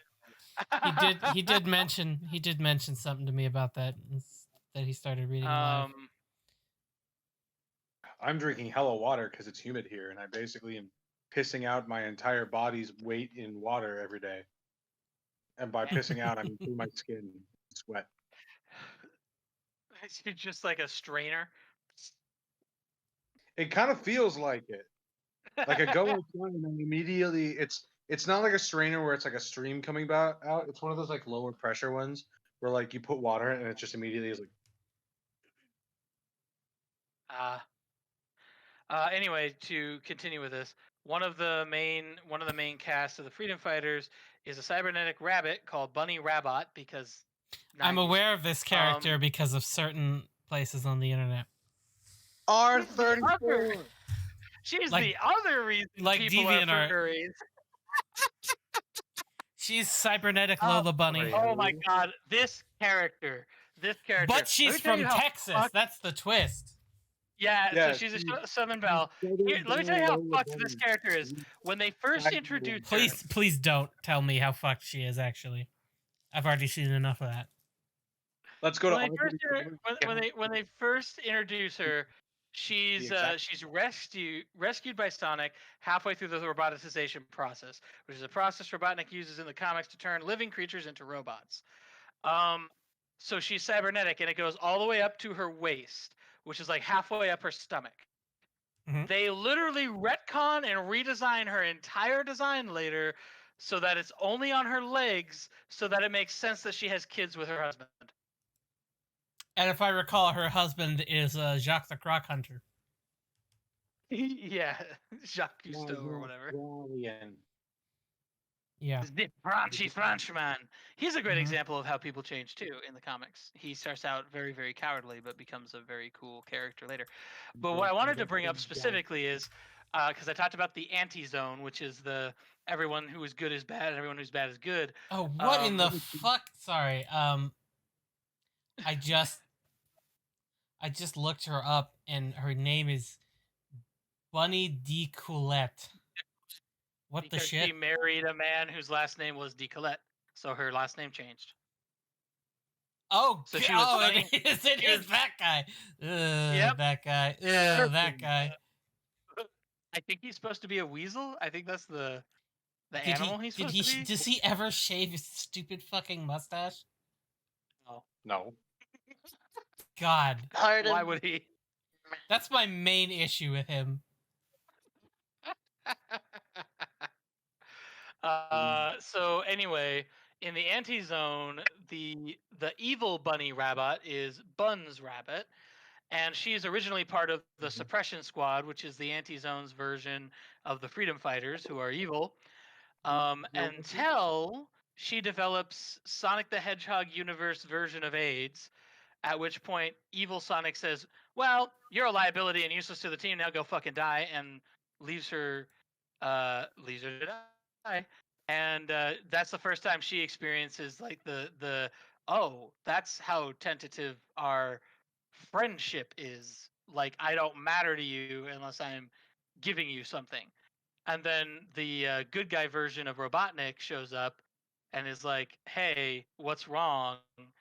And she explains that she basically has it. They call it something else, but it causes her to be paralyzed from the waist down. And she explains the situation to him, and he builds that that universe's version of Omega as the Omega unit, which she goes into the Omega unit like a mech walker, and it attaches to her spine and gives her the ability to walk around and do stuff, and also happens to give her all the superpowers that her good guy counterpart has. And as a result, she changes her entire attitude from being this villainous character to becoming a hero by learning that the heroes actually care about the people around them. And she decides she likes being cared about. And if the price of being cared about is I need to care about others, then I guess I'm willing to do that. And it's a huge character change for that character. Well, that's kind of one of the persistent they had. Yeah. Well, It's just written around really shitty dialogue. Dude, the dialogue improves later, but like for the first 50 issues, what were you thinking, Archie? Like, it's so bad. Oh my god, it's so bad. Oh, and then they made stupid ass puns. So let's put in there. Yeah, puns. All right, so number 3. Initially, the Chaos Emeralds were plentiful. They came in 7 different color varieties because Archie didn't really understand how the Chaos Emeralds worked. So they thought that Chaos Emeralds were just a resource that existed in the world. And it wasn't until way later they went, oh, we fucked up. That is not how it works in our world. I remember one of the like Saturday morning cartoons, the westernized Sonic ones. I want to say it's the one where he has siblings. There's like a fuck ton of them, and they're just like these little like needle like shards, and it's like, oh, it's a Chaos Emerald, and there's like hundreds of them. Then what's the point? Yeah, Yeah, that exactly. was the Sonic Underground. Yeah, that's the name I'm looking for. Where you had a green manic who was anorexic. They also had that problem in the Sat AM and Archie comics because they didn't really understand how it worked. However, the difference is when Archie figured out that they messed up, they realized we can't just retcon this entire thing because we've run a big chunk of our universe at this point. They'd already run the stories about like the background of the echidnas and such, and that the echidnas had used a large number of Chaos Emeralds to bring their island to float and all that, and they merged the bunch of them together into the Master Emerald, and that's how the Master Emerald was made in their universe. They couldn't just undo all of that, so they actually had to make an entire arc explaining how one of Eggman's creations, an AI virus, went rogue. It used nanobots to possess a Mobian. It built a nanobot city, and then it somehow used something to force Tails and Shadow to just because Sonic wasn't available at the moment, I guess. Also, Tails is apparently some kind of chosen one, which doesn't come out until this point in the story. I have a thing for that. Because if you play the original desktop Sonic the Hedgehog games, they came with like little text files that were like bits of story. So originally, by the end of Sonic 3, which came out in like 1994, I think it might have come out in 1997. Actually, I might be thinking of Sonic 2. That was supposed to be the end of Sonic's story, and Tails was supposed to like take over from there. Like that was the whole. Yeah, because that's why he has like better abilities and stuff in the early games. That's because the idea was like to like a passing of the mantle sort of thing. So because that didn't happen, it was the same thing that happened with Goku and Gohan in Dragon Ball. He was supposed to hand the torch over, and then the fans were like, "Nah, we want Goku. No, we want yeah. We're I know that. Goku. We want Goku." Goku. Oh man. The same sort of thing with that, where like just Sonic Sad to think popping. about the story that could have been, like a whole universe that could have existed that just didn't. Yeah, But Goku. I'm sure there's fan manga out there for it. Yeah, Dude, there probably Dragon is. Ball fan mangas, like in the early 2000s, were absolute garbage. Now they're actually pretty fucking. I was gonna say, I don't know if you've read Dragon Ball Multiverse, but it's really really good. I've been checking on it recently, but I have been reading it. I got to probably what is several chapters behind. Anyway, we're talking about Sonic. So what I was gonna say is they do this arc, and basically Tails and Shadow use some kind of power to force all the Chaos Emeralds in the universe to this city, and then Adam, which is the name of the AI, ADAM, I don't remember what it stands for, but it's an acronym. He is trying to take all of this power for himself to do something, but at the last second, Tails and Shadow, instead of giving him the ability to use it, they open a portal to the Zone of Silence. Read Archie Comics version of the Phantom Zone from the DC Comics. Remember, Ken Penders shamelessly rips off everything, and tosses them all into that zone in order to, so they'll be cut off from the rest of the universe essentially. So Adam won't have access to them. The only emerald that doesn't answer the call is the Master Emerald, and only He sent them to the Shadow Realm. Yes, he did. He 100% did exactly that. Now, the Shadow Realm had a wannabe demigod in it named Faust, who's a panda. And Faust was literally a wannabe demigod. Like, he was of godly stature and immortal, but he was like, nobody cares about you. You're a little shit. All of a sudden, he had a lot of very powerful power sources available to him, and he wasn't a little shit anymore.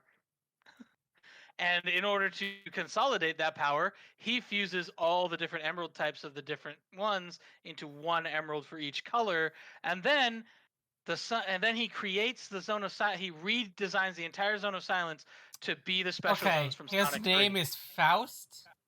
Faust. Yes. Why is it pronounced? Or why is it spelled? Why is it spelled Feist on the wiki? Oh, is it? Feist? It might be. Maybe I got that wrong. I could have got that wrong. A gigantic panda of unknown origin and power. Yeah. So all we know is that he said that he wasn't much of anything before the emeralds got thrown in there. Then the emeralds got thrown in there, and he took all their power. And then he consolidates them all into 7 emeralds, and he determines who is worthy based on who can solve his puzzles. And that's how the Sonic 3 and Knuckles stages for getting Chaos I Emeralds. was just confused for a second because I looked in the related and there was a character named Princess Alicia Acorn, and I was like, what the fuck? But apparently it's Auntie Sally, so that's good to know. Yes. Yes. That's the evil universe. Sally. I should just exit this wiki. I don't want to get too deep in. All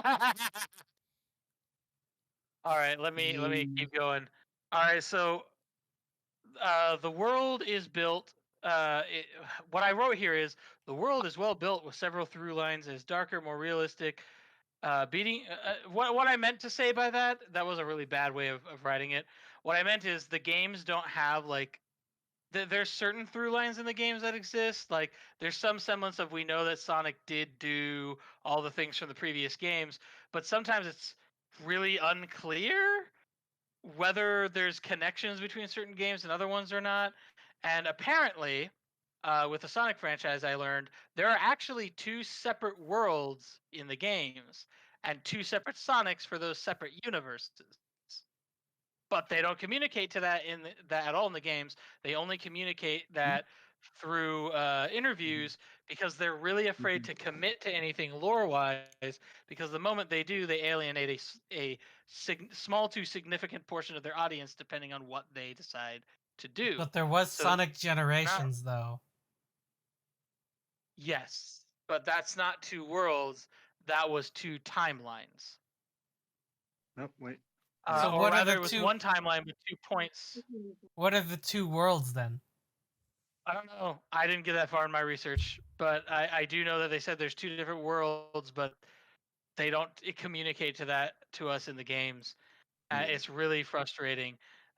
You take like their biggest, most recent game was Sonic Forces, which had all the trappings to be a really cool story about how Robotnik succeeded in taking over the world, and now we have a ragtag team of people who are fighting against him and trying to basically fighting guerrilla warfare to stop him from being able to control everything. Which, by the way, is the whole fucking premise of the Archie comics. So No, but they're let me not. make But a comment on Sonic Forces. no, give me a minute to finish my statement, and then I'll let that go, I'll let that happen. Okay. No, But you the thing is, were running they your didn't mouth. commit. They really didn't commit to anything, and because of that, you're sitting here going like, I know I'm supposed to feel that this is a big deal to these characters, but like I have no Mhm. context here. I have nothing going. How am I? Why I don't connect to any of this. Yeah, they also like they it's executed very poorly. Like, why do I care? Also, the villain is Ultimate Edgelord Extreme. What was his Yeah, name? it's like What was his actual name? his His name was actual name? Infinite They called Vagina. him. They called him Infinite or Infinity or something like that. God. But he had a name. He's a jackal. He had like a name too. The roboticized jackal named Infinite. Okay. All right. No, he wasn't Fine. roboticized. Actually, he was just fused with a fucking chaotic super gem thing. Yeah, he doesn't he have isn't that where like it is called Riot Ruby, isn't it? That's what he's powered I by? think so. Yeah, I think that's what it's called. It's That's what I totally was not saying Chaos in the Emeralds, chat. y'all. Yeah, like they ripped off their own franchise inside of their own franchise. What? All right, Linda's thoughts on Sonic Forces then. Or it was like temporal ruby or something like that. She says she didn't have a comma, but she was just like my infinite power, ooh which is sort of a game from literally anybody can do that in a game. Yeah, that's true.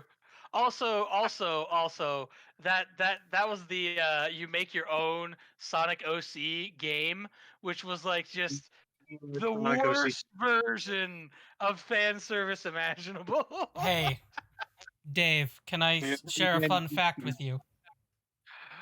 Please share a fun fact. with So me. first of all, just real quick, apparently his previous name was the Ultimate Mercenary. Oh, because that isn't edgy at all. Yeah, or alternatively Zero, which whatever. Jackal. Oh I just my want to say God. in the I have been edgy. I was born Edgy McEdgerson, and I will be Edgy McEdgerson for my entire life. in the little You're telling me in foreshortened 2006 they met in in the little foreshortened overview they have of the character as they do for every character in every wiki, theoretically. There's more about the voice actors who played him than the character. this one's clear. Because there's no character.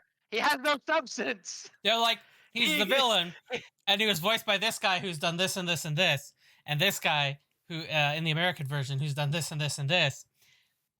And it's more about the voice actors and what they've done than the actual character as a villain. That's So what another you're thing telling too. me Is in there's a whole. 2006 What you're Go ahead. telling me is in 2006, they were like, Shadow isn't edgy enough anymore. Let's make a more edgy Shadow. We'll call him Mephiles the Dark. And then that wasn't well received. So then they took another like 8 years and they're like, Oh we my got to get God, something that fucking even edgier than Mephiles. And then they come up with fucking. had no fucking reason to exist. we took Mephiles, we gave him back to the samurai. We said it's not sharp enough. Give us more edge. Yeah, And he delivered 8 years later. 8 years of folding that steel 8 million times. And we get Fucking infinite. Infinite the Jackal. So the thing is, Nothing he has no personnel, substance. kid. He was like, oh my god, he's 100% that. He is, yeah, very. The thing is, he has no substance.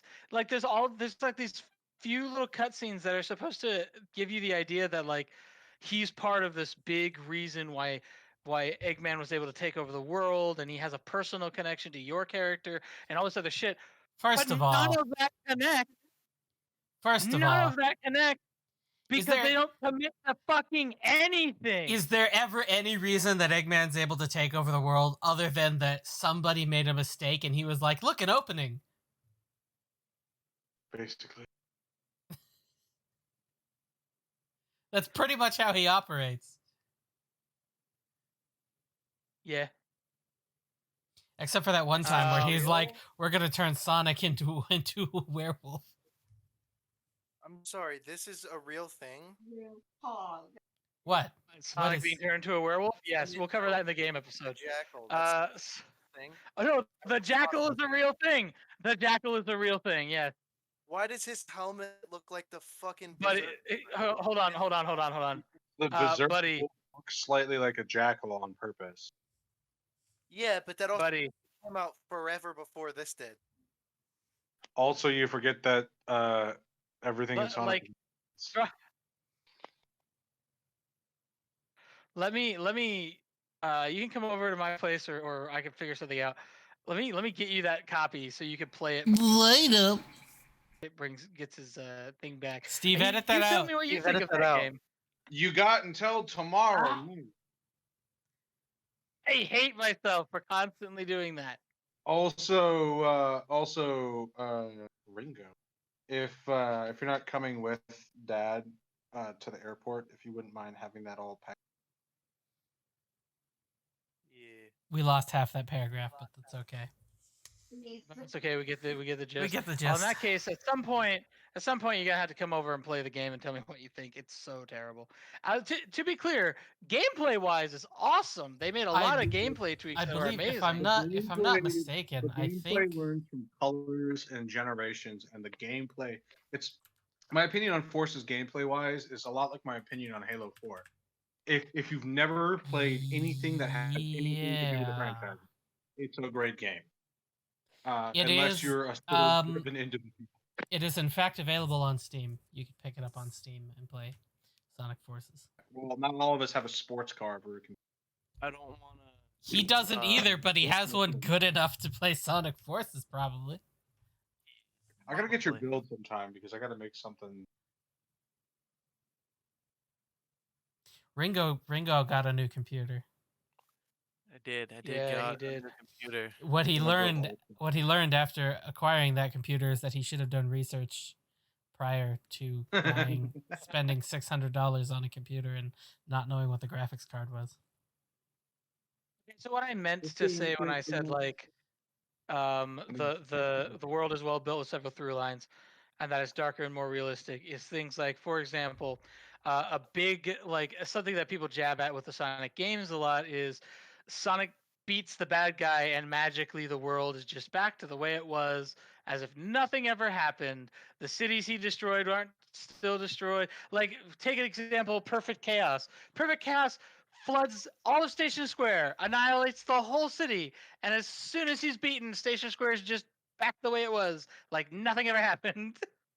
In the comics, that doesn't happen. You destroy a city, it stays destroyed.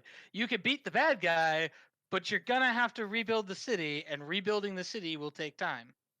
And resources and effort. And pain and... So the world is more realistic. Also, in that I do want to point out this has and almost nothing to do with anything. Story but plot. I do want to point out that in Sonic 06, that game that shall not be mentioned, but I just mentioned it. They had that weird like, oh, there's humans here thing going on, right? Where you had like human NPCs, and everyone was like, "What the fuck is this shit?" And then Mario Odyssey did it, and everyone was like, "Whoa, that's great." Yeah, well, Mario is kind of human-y. Well, to be fair, Mario Odyssey was like, no, we have them, but they're in one zone. They're in one zone. Yeah, That's the They- only they place they sort of- are. The Other Archie things comics does that as well, where they explain that like the world has different nations in it, and one of those nations is a nation of Overland, and Overland is inhabited by humans, and the Mobians call them Overlanders because they come from Overland. So Also, can you give us the super racist representation of a really short overlander who's the size of a Mobian, who just happens to be black and is like really disproportionately drawn? yeah, Ken Penders was a terrible person. What are you talking about? Bro. You Penders really was a don't terrible know. person. It's No, you- horrendously. You don't need put to it that. know. Practically any. Well, to be fair, that character existed before Ken Penderson. I don't know who came up with him, but Ken Did it. Penderson sure He's- did help. Are you you know the like the cartoon joke of like the short clown, Okay. like the comic short clown? That was this overlander, and he's black and he has big hands and stubby limbs and a giant nose, and his hair is all nappy and shit. So it's like Jinx.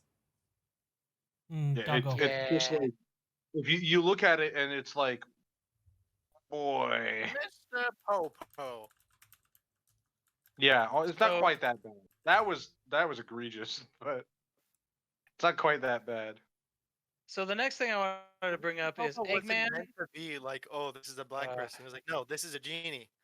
Yeah, This is not but a human person. but his image is the image of the vaudeville blackface. Okay, I do want to bring up that we do have a limited time, and I have a bunch more shit to get through, and I'm trying to get through it. But every Mhm. time I go back to my agree, thing to man. start talking, you You guys call talk it. over me. Go on. So the next thing I want to cover is Eggman is the final boss. He's the ultimate bad guy, and he's very evil. He's not in the games. He's oftentimes silly and quirky and played for laughs. And in the early comics, he's like that as well. But once they start establishing lore and canon and all of that, he's not. To give you an idea of like what he really is in this comic, he is a mad scientist who had no scruples. He got kicked out of his home country for forcing experiments to the human test phase too early. He sought asylum in another country, stole another genius's medical invention, reprogrammed it to enslave the entire population. He built these like they call them the egg grape pods. They're grape shaped pods that are designed. You put people in it, and it drains the people of their bioenergy to power a super weapon. And he murks thousands of characters with this. By the way, That I'm sounds not like even the joking. Mercedes from Matrix. Yep, it pretty much is exactly that, except without the nicety of getting to put yourself into a fake world and pretend that you're not dying. Um, he then destroyed the capital cities of multiple nations, held the world hostage with spaceborne nuclear armaments, upgraded his spaceborne nuclear armaments to a chaos-powered super laser that he used to blow up half the moon, which, in fairness, he did in the games as well. He Hey, then he Moon! and then he enslaved an entire tribe of people by tricking them into letting him inject explosives into their heads so that they would have to do whatever he said or he'd just blow all their heads off. You ever said something about pissing on the moon? He blew up half the moon. He blew up half the moon. What's your reaction to that? I'm calling out Shadow the Hedgehog. I'm calling him out. We I are going think to I'm- steal the moon. I'm pretty sure Ringo knows exactly what I'm talking about. Yeah. He But yeah, fucked my just to give you wife. an idea, Eggman is not a fun-loving, jokey, wannabe megalomaniac. No, he's a goddamn fucking tyrannical terrorist. Supervillain. Like, he's a real supervillain. He is like a Marvel Comics level supervillain. I will wipe out half the universe to get what I want. You know Shit. what Eggman's greatest crime is, though? Eating way too many burritos. all that, probably. Yeah. No, it's that fucking mustache. You know, The fact his he makes his everything look like mustache him. his mustache has more style than that other fucking weasel. Yeah, that's fair. It's because his mustache, like he could. I'm sure there's a set of sprites out there for it. He could take that mustache and fly like Tails. I'm sure.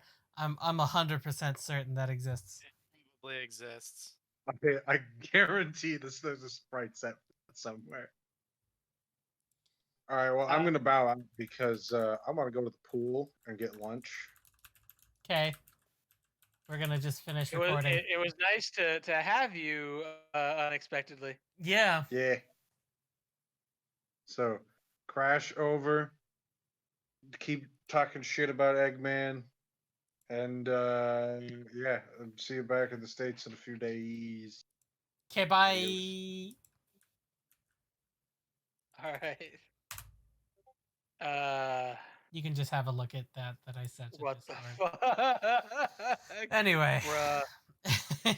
Okay, so then I touched on this earlier, but roboticization, which is probably actually Robotnik's greatest sin,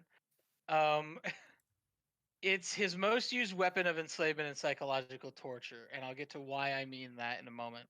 But it was a process invented by Sonic's Uncle Chuck because he has an Uncle Chuck now. It was designed to quickly and painlessly repair or replace damaged or lost limbs and organs. Robotnik reprogrammed it to replace a whole ass body and turn a previously organic individual into a robot, which here's the scary part. The robot doesn't exactly lose its mind. It's more like it becomes convinced that Robotnik and his desires are righteous. Oh, because Uh-huh. I said Which it was is programmed which is to. kind of a lot scarier, to be honest, because they still act like themselves in a lot of ways, but they completely believe they're on the side of righteousness to be serving Eggman.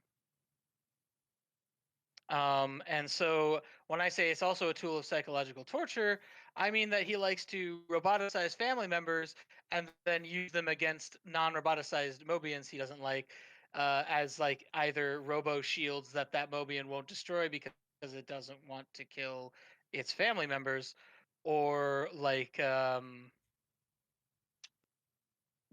he'll send specifically the family members to go capture, kill, and or roboticize more members of their family. Yeah, what an asshole. Which, dude, comic robotics fucked up. Like he's bad. Yeah, I'm starting to get that vibe. Yeah. Uh, Becoming I'll be 100% honest with you. There's a level where I'm like, where the fuck is this in the games? If you had this in the games, I'd understand why the motherfuckers are after him. I mean, to be fair, he tries to blow up the world more than once, but 9 He times out of 10, steals I'm the like, princess one time. 9 times out of 10, I'm like, who cares what he does? Most of the time, he's relatively harmless, and he just gets tricked by the real big bad into doing something. And then he's like, I guess I'll help you guys fight and defeat the real big bad, because if he conquers the world, then I didn't do it. Like, dude, just sign on the line and become a superhero already. You're pretty much already there. What was who was this is I just want to make this a quick question. Who was the villain in Sonic Heroes? Sonic Heroes. What? Yeah, it was Metal Sonic. Metal Sonic. Oh, I forgot. Yeah. He creates Metal Overlord. I forgot. Yeah. I was like, wait, wasn't Robotnik just the villain in that one though? You know what they say? The more the merrier. No, shut up. That game doesn't exist. I totally didn't waste 2 years spending my life trying to unlock every single storyline in that game. Is that from Heroes or is that from Shadow? That's from Shadow. Oh, I get those two confused. You know what they say, the more the merrier. You know what they say. Around the same time. If you just give me a second here. Shadow is a direct sequel to Heroes, and it sucks ass. Press Yeah. the B button. Press the B button. You Yeah. immediately break your immersion. Yeah. Here's what sucked about It's that. so Sonic it's doesn't. so bad. It's so jarring, that one. It's like, yes, go See- forth, kill enemies. Press the B button. Yeah. Because, like, when Sonic does it, he doesn't say to press the B button. He says, if you want, you can use those guns, but I wouldn't be caught dead using anything like that.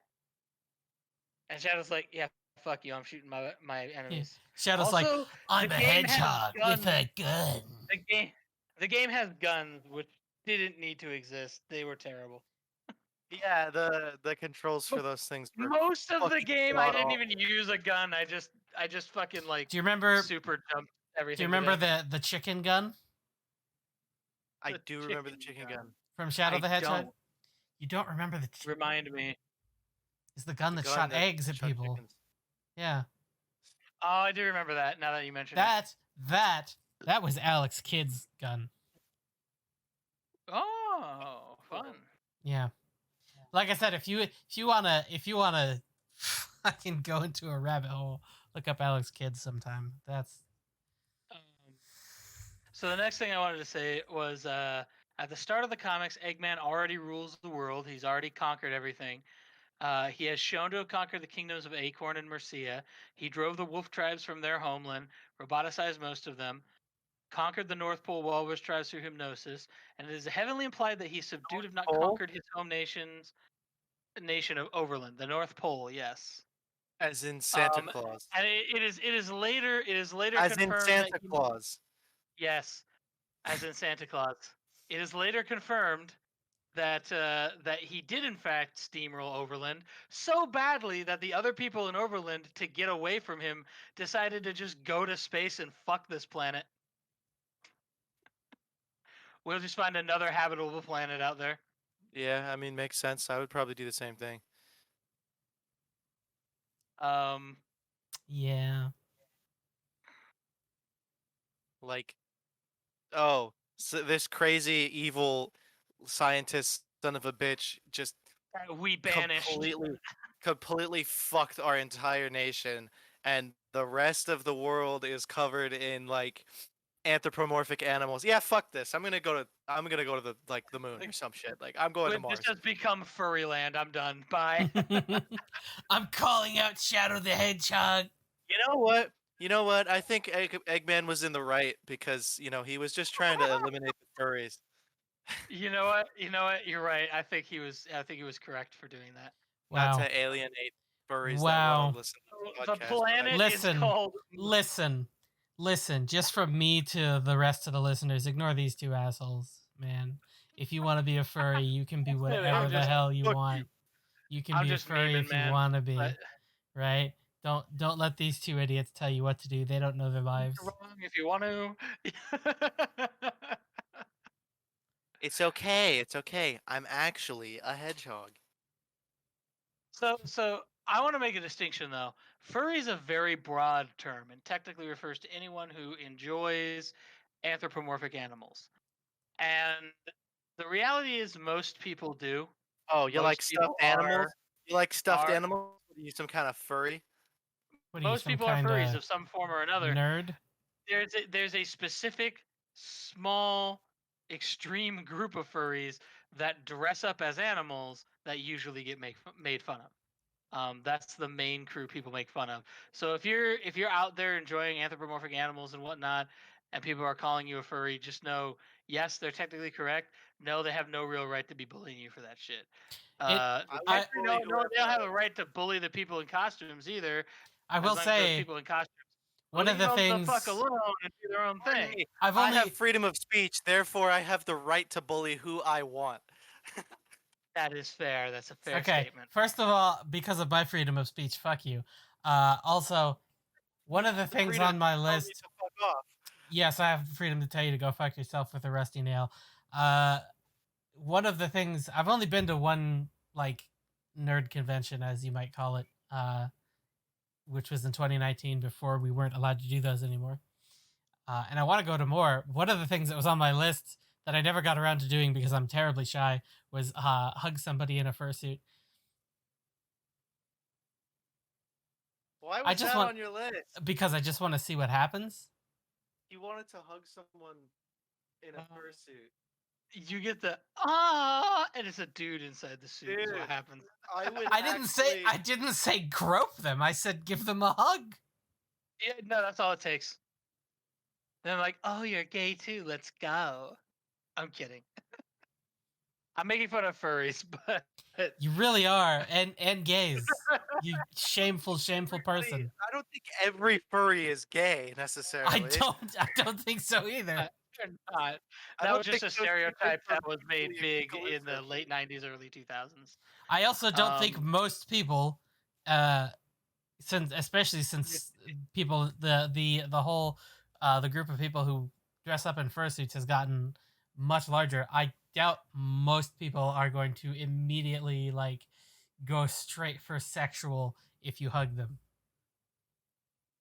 You're probably right about that. I've had I had a friend who was a furry, and I had some bad experience with So other you've furry been friends of scarred his. by a particular individual. That's what your problem is. Yeah, that's pretty much. Here's the thing: my friend was actually really cool, but most of his furry friends really weren't. They were fucked up. That's why they hide in the suits, man. Yeah. Makes it easier to Anonymity. burn. Moving on before I offend even more minorities. That's a minority now. Apparently. I don't know, but I definitely made a joke at the gays' expense at some point in this. Google. So. Or not. Okay, Google. That's not gonna work. Hey Google. Fuck So you. the anthropomorphic animals are called Mobians because the planet's called Mobius. They call the humans overlanders. The Mobians have several nations, including the Kingdom of Acorn, the Kingdom of Mercia, the Land of Dragons, which is literally China but with anthropomorphic animals, and Down Under, which is Mobian Australia, and then Angel Island and Avalon. Down under. The majority of furries have been consistently been found to self-identify as white, with approximately 15 to 20% of furries identifying as a member of an ethnic minority. That's what it gave me. Wow. Thanks, Google. It's nice to know that my people's culture is dressing up in animal costumes. I'm not And going to make eating- that joke. Never mind. Eating sandwiches with way too much mayonnaise on them. Rye, ham, Swiss, and rye. Ham, Swiss and rye, and no, turkey and rye. Oh yeah, turkey and rye. That's that's a staple sandwich of certain people. Yep. Alright, so then I wanted to say, the echidnas are Mobians, but as a group, they saw themselves as enlightened and superior to the other Mobian races. Chose to separate themselves. I kind of covered this already, and they made their own countries away from everyone else. So they were the Holy Roman Empire of Mobius. Yeah, pretty much. Mm. The Great War. Here's a fun fact. The Great War is a 10-year-long conflict between the Kingdom of Acorn and Overland. Ended with the overnight coup, where Robotnik roboticized 99% of Castle Acorn's inhabitants, and threw King Maximilian Acorn, his court mage Jixus Nagus, and a rival warlord into the Zone of Silence. Wow. Which you already covered is literally the Phantom Zone from DC Comics, pretty much. And then I covered what happened with the echidnas when they split themselves off. And the whole Dark Legion thing. Power rings. They're this is what I literally wrote was power rings. You know those abundant little shits you gotta collect so Sonic doesn't die when he's mildly brushed by a robot. So in the comic universe, they're rare as shit, and they grant wishes apparently. One of which is how we explain how Amy Rose goes from being an 11-year-old child to definitely not an 11-year-old child, and I'm still creeped out by the fact that she gets away with trying to date Sonic at that point because he's like 20. And she's still mentally an 11-year-old child. Bro, I think she's like mentally a 12-year-old child at that point, but whatever. it's just the movie Big, She starring she Tom wished Hanks. she wished to be adult, so now she adult. It's just So the it's movie okay. Big, starring Tom Hanks, except instead of Tom Hanks, it's Amy Rose. It's creepy as fuck, is what it is. Ken Penders was a interesting individual. That was definitely worth. It's his not like the Powerpuff Girls dude that made a self-insert character where he's basically Superman. What? What? That's so What? terrible. Why? What? Hold on. Hold on. Hold on. I need to look this up. I love that I put in Powerpuff Girls self and self-insert comes right up. Yeah. Obvious self-insert exposed. Charlie Bean. Hold on. Yeah, this big muscular fuck. And he makes the Powerpuff Girls like fall in love with him. That's gross. Yeah, That's really gross. yeah. That's disturbing. But I was gonna say, at least it's not like that. at least he never did that. Ken Penders, or Ken Penderson, or whatever his name was. At least he never did that. Oh man, he did some Oh my shit though. god, what is this? So here's a fun fact: for the vast majority of the comic, the Doctor Robotnik they're dealing with is not the Doctor Robotnik of their universe. So, in the 50th issue, there's a big climactic battle where Sonic and Robotnik fight, and Robotnik dies. And then, in literally like 2 issues later, another Robotnik who failed to conquer his universe Why is she wearing sunglasses and the other two aren't? notices the gap in that universe of a Robotnik and goes, I'll go over there. And he's able to survive because he roboticized himself and uploaded his brain like a computer to other drones, for lack of a better term. So he goes to the Prime universe, which is the one we read all the stories in, and starts wreaking havoc over there. They've got to fight him in a big space battle in a satellite, and they destroy his body, and then he just uploads his brain into a new one. That sounds about Robotnik. Yeah, that sounds about Yeah, right. that sounds about right. Also, once he uploads his brain into the new body, he creates some kind of technology that allows him to just Maybe generate Scripts have spilled mecha out the wire tentacle things from his fingers and just roboticize you on the spot instead of having to take you to a roboticizing machine. So he could touch you and roboticize you now. Oh, that's awful. Yeah, That's pretty awful. That sounds like I need an adult. Yeah. Would you like to? I'm gonna tell you whether you like to hear it or not. Would you like to hear the wonderful backstory they came up with for this comic, like how this world came to be? How? Go Tell on. me. Fun fact: I'm it's gonna Earth. immediately regret. It's Earth in a post apocalypse. That's a lot of posts, dude. So I wonder if any I, of those posts were Malone. That was a terrible No. joke. You can go fuck yourself. yeah, exactly. That was a really bad No. joke. So here's the story: is there was an alien species called the Zorda who wanted to conquer the galaxy, and they were I'm looking. sorry. They weren't They were called what? the Zorda. Like sorta with a Z? Yep. Like they're sorta No. useful. XORDA. XORDA. Oh, never mind. Zorda. So they're like these weird. They're like brain jellyfish. I don't know how else to explain that. You can look up a Brain picture of them. jellyfish. They look like jellyfish, but instead of having like the big bouncy thing, they have like a brain with eyeballs on it. Keeps making me look up. So It's got my Google search history is gonna really think I'm interested in the Sonic comics. So these guys want to conquer the universe, basically, but they're not strong enough to do it on their own. So What are they've you been monitoring talking other... about? This looks exactly like fucking Shumagaroth. Maybe. I don't know. Pretty sure it looked like a jellyfish with a brain on a head. That's exactly what Shumagaroth looks like.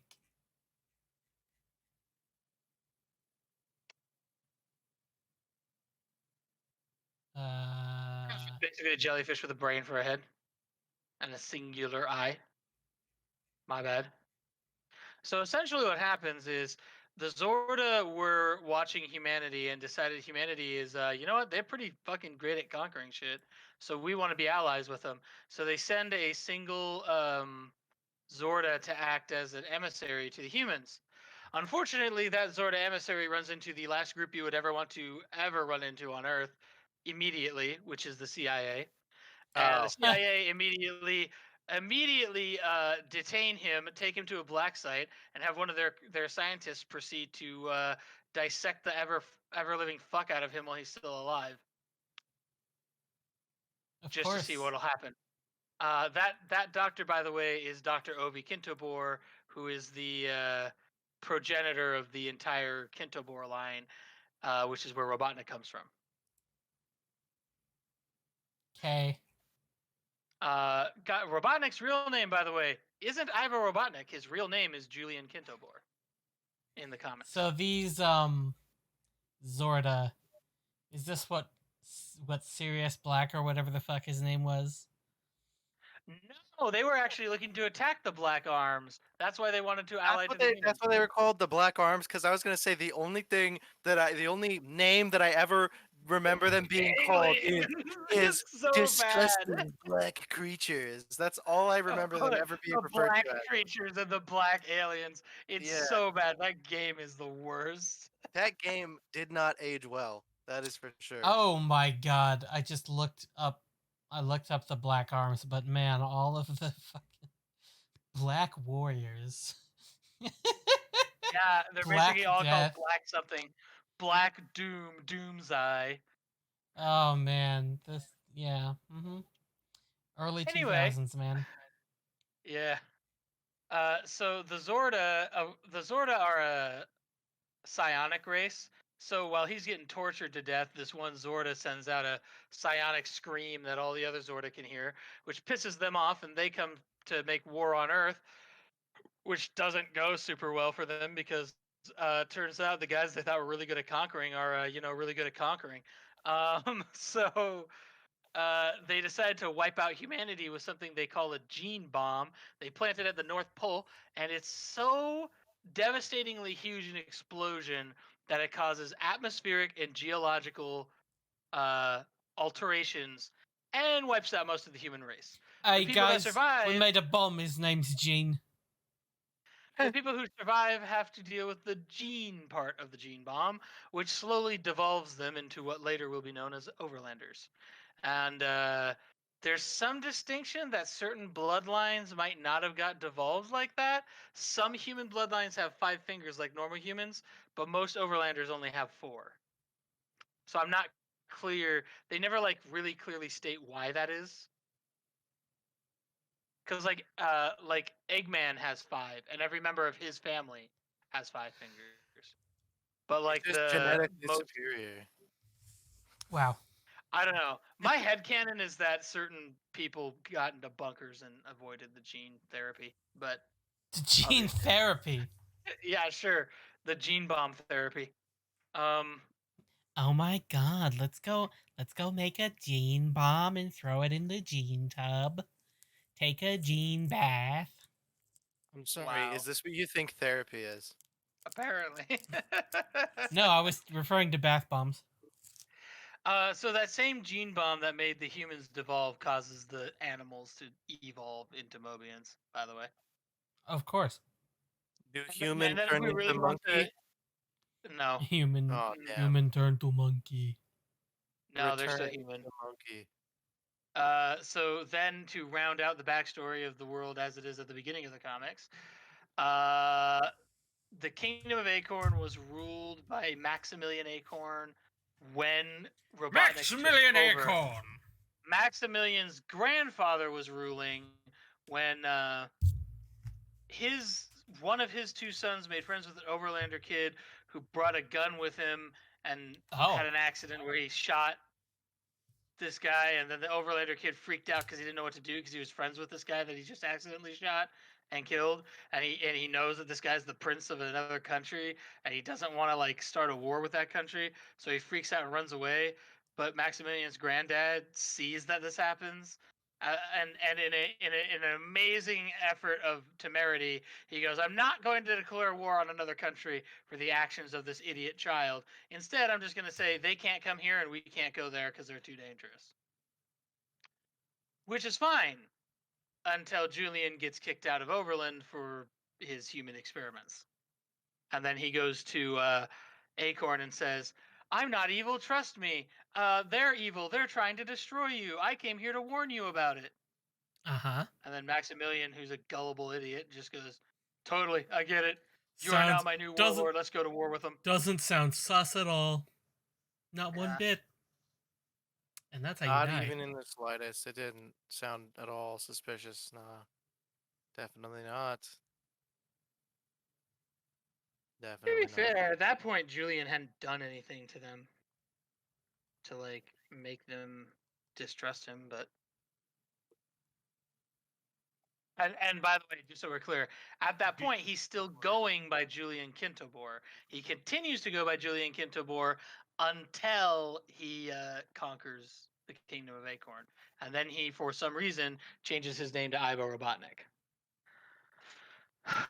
Because it's more super villainy. Yeah. I guess.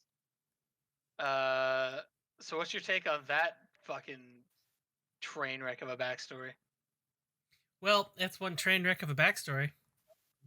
So, Acorn was another kingdom of humans, right?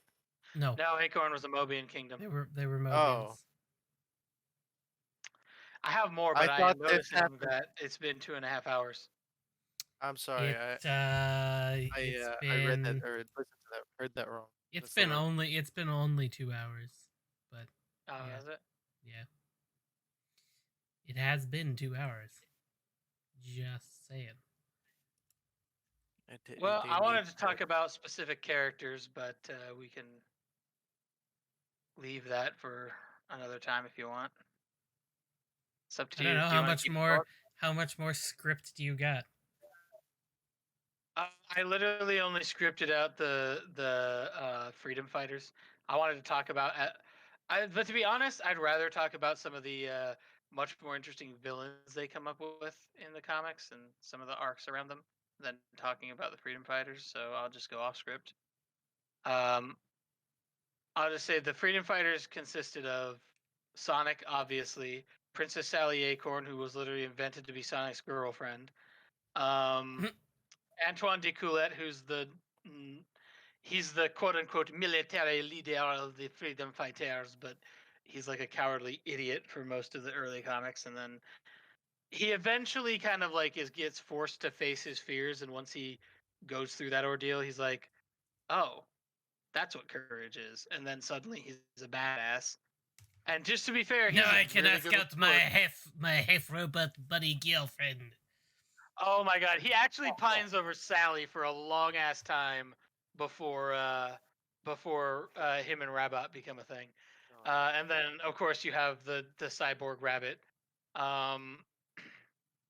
You have Tails. Then you have a walrus who spends the first like 20 ish issues being called Boomer, but then for some reason they change his name to Rotor. And he's like the mechanic of the group, and as far as mechanically inclined things go, he's kind of Tails' mentor. I'm trying to think if there were any other. There's other people who join the Freedom Fighters over time, like that roster expands. So like Amy Rose joins them at one point. Cream the Rabbit joins them at one point. Cream is like, I feel bad for her in that story. She's like a 7-year-old child who's been through enough trauma. She treats the world like an adult does. Wow. She's she's not like she's just so we're clear. She's like bubbly and innocent, but she's a bubbly innocent adult in a 7-year-old's body, essentially. She's like the opposite of Amy. And she was written in by Ian Flynn trying to fix Pender's bullshit, by the way. I don't know who Ian Flynn is. Ian Flynn is the much better head writer that came after Penders, in my opinion. Not Okay. that Penders was bad at writing, just Ian Flynn's a better human being. Let me see. There's writing. He just had some really bad ideas. Yeah. What's the word I'm looking for? There's Fiona Fox, who joins the Freedom Fighters for a little bit and then becomes a villain later. And then there's the other Freedom Fighter I remember off the top of my head is Mina Mongoose, who I remember her name. I remember nothing about her character other than she's almost as fast as Sonic. Which of course leads to the two of them dating at some point, and then that doesn't work out. And then somehow Tails ends up with her. Even just so we're clear, the only way we know about this is there's an arc called 25 years later, where it's showing the world 25 years after the events of the comic. And in that arc, Tails is married to Mina Mongoose, which makes no sense because Tails doesn't interact with Mina Mongoose ever. Like they're like co-workers at best. They're like, hi, sup. And that's it. That's the extent of their interaction with one another. Wow. But I guess they just had to they had to have him with somebody. Because originally he tried to be with Fiona Fox, and then she just ripped his heart out and stomped all over it. So she sounds like a real bitch. She kind of is. I wanted to explore. I want to explore a few of the bad guys though, because like we have Eggman obviously, and I've gone over how he's different than the games, but some of the other villains are very interesting. Enerjack, for example, is an interesting one. Enerjack is born when Dimitri tries to absorb too much chaos energy. You don't like Enerjack, huh? I looked at the pictures of Enerjack. I'm like, oh, we're Egyptian. Okay. He's basically he has an Egyptian motif, but other than that, he like the way he acts and what he does, he's basically evil Echidna Thor. Down to having a hammer in some incarnations.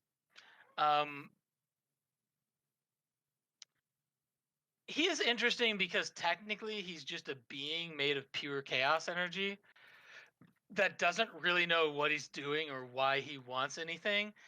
And ultimately he goes through an interesting character arc too, because initially he's just like raw fuck you power, and that's all he cares about because he inhabits this pissed off, angry dude who's like nonplussed with reality and all this other bullshit.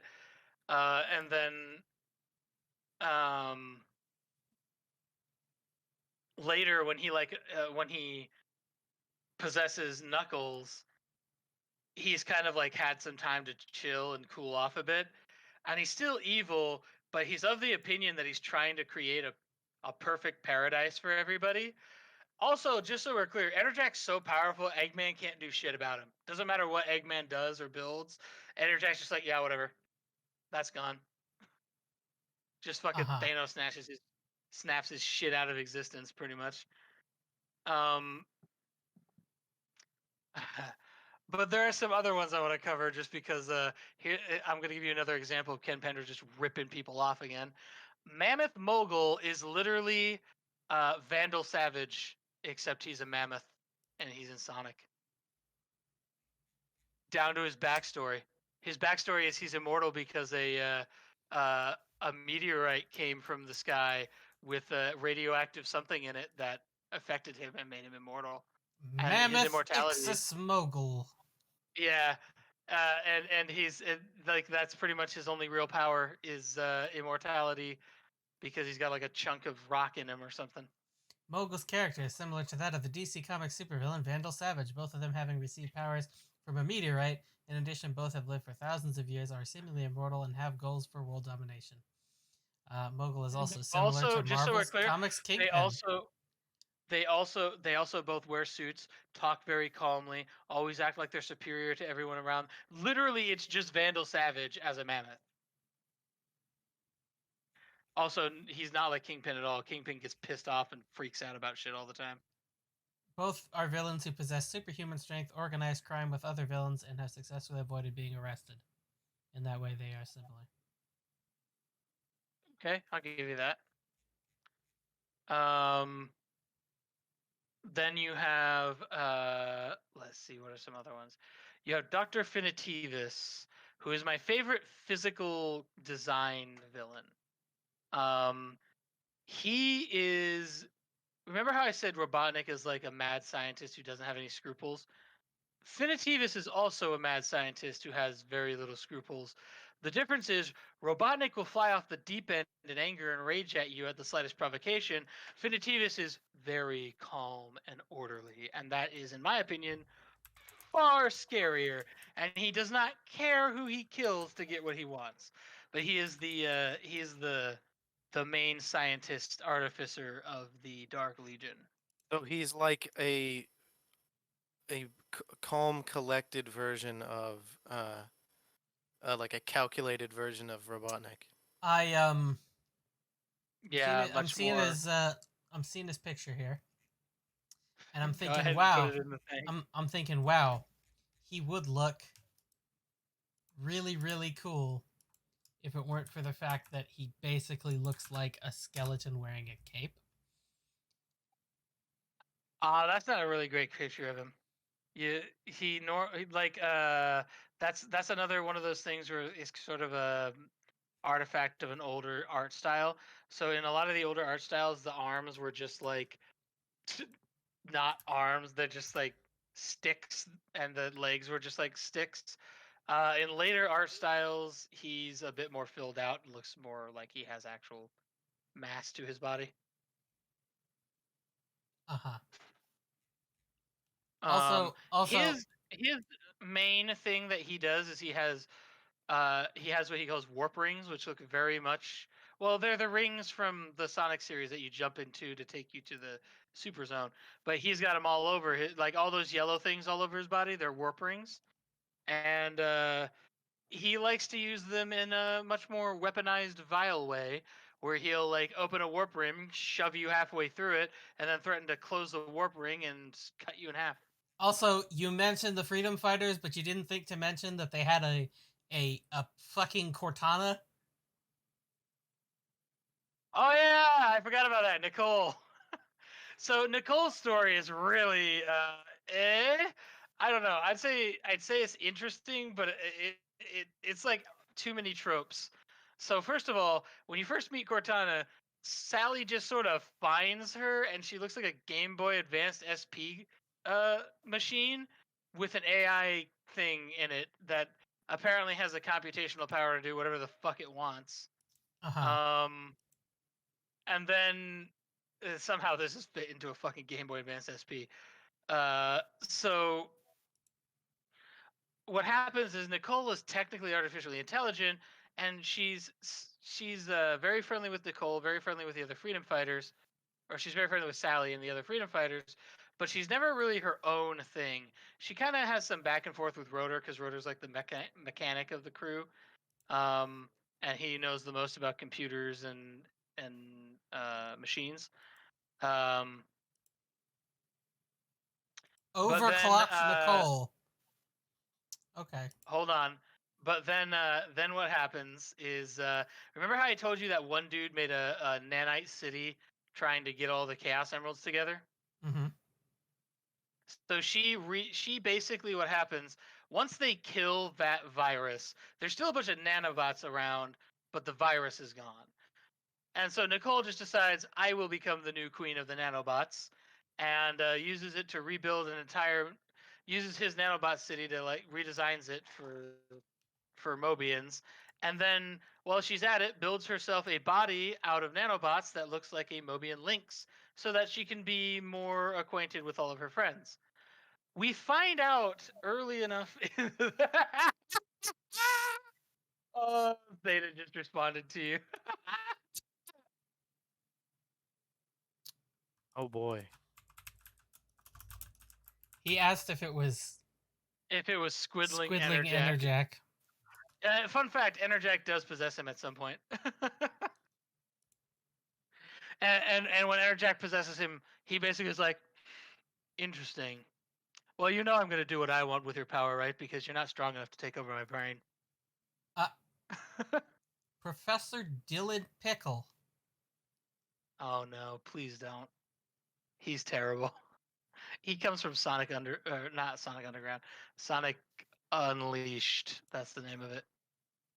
That's the werewolf game.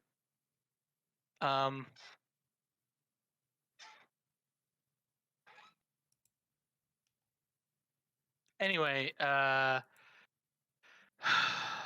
where was I on this villain train? I know we were talking about Nicole. So we find out later that Nicole like gets damaged or whatever, or we find out fairly early, long before she makes a Lynx version of her body. We find out that she's literally created by freedom fighters in the future and sent back in time specifically to become a friend to Sally at a time when Sally felt like she didn't have any friends. And it's just a time loop. I see. That sounds really dumb. Agreed. I tried to think of some of these other villains. There's a rabbit who's like a mob boss. There's the Dark Legion, who becomes the Dark Egg Legion under Eggman. Dark Egg Legion. Yeah, that's after he injects them with the "I explode your head" grenades. Walter Nagus. Oh yeah, Ixis Nagus. So his backstory is he's actually 3 separate Nagus wizards who were all competing to become the best, but they were all just as equally good, so they ended up fusing together into one entity. Hold on. I feel like I need context for this one, but hold on. I'm looking under. No, hear me out. I'm looking under the villains for the Sonic comics. Why do we got Wily's Robot Masters on here? Oh, they did a whole crossover with Archie also did a Mega Man comic series, and they do a whole crossover with him. And Wily and Robotnik work together to destroy their 2 worlds. That sounds awful. I mean, one of the best written ones. like for writing, that sounds amazing. For the people who live on those worlds, it sounds fucking awful. Okay, yeah, that's fucking fair. Sigma is in here. Jesus. Yeah. Well, that one might be confusing because actually, interesting fact, completely unrelated to Mega Man, Robotnik does create a virus called the Sigma virus over the course of the series. Yeah, but it's actually Sigma from the X series, though. Okay, I remember the one I wanted to talk about. Sonic's dark counterpart, Scourge. Oh boy. So first of all, let me explain that as a physical design, Scourge is literally original to character Do Not Steal. 110%. Scourge. And There's a picture that says Scourge's original design as anti-Sonic, and it's just Sonic wearing a leather jacket and shades. Which is even more. But yes, so what ends up happening is he's anti-Sonic. His universe had the Great Peace instead of the Great War, and his answer to the Great Peace was everyone's becoming stagnant, so I have to cause problems so the world can keep moving forward. Oh my god, his entire fucking cast of misfits. Why is there a giant gorilla? Sergeant Simeon. Flying Frog. Yeah, Sergeant Simeon. Sleuth Dog. Yeah. Sleuth Dog is a character. Oh, Lightning man. Lynx, Fiona Fox. I Fiona guess. Fox is part of the suppression squad with Predator Scourge. Hawks. So here's Predator the Hawk. fun fact. Remember how I said she was a good guy, but then she became a bad guy? She became a Uh-huh. bad guy because she decided that evil Sonics was sexier than normal Sonic. Well, of course, she's wearing leather. Uh-huh. So Scourge, by the way, is originally designed as just Sonic with a leather jacket and shades. Yes, And I can he see decides that. that he's tired of living in Sonic's shadow. So he attempts to absorb the energies of the Master Emerald in order to finally put Sonic in his place.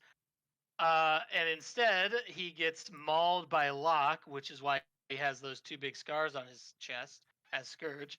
And as that's happening, he absorbs enough energy to heal his wounds and mutate him into a green version of himself. Yep. And then he decides once he turns green, he's going to change his name to Scourge because he doesn't want to be known as Anti-Sonic anymore. Also, his super form looks dope as hell. I'm gonna admit. Who did you say injured him? Locke, Locke, the echidna. He's Knuckles' father. Oh. Silver the Hedgehog has something to do with this? Oh, Silver the Hedgehog is a disciple of Mammoth Mogul in the far-flung future, where just like Vandal Savage, he super regrets all the shitty decisions he made. Wait. There's a Rosie the Rascal? Rosie the Rascal is anti-Amy. Why does this look And so much cooler than actual Amy?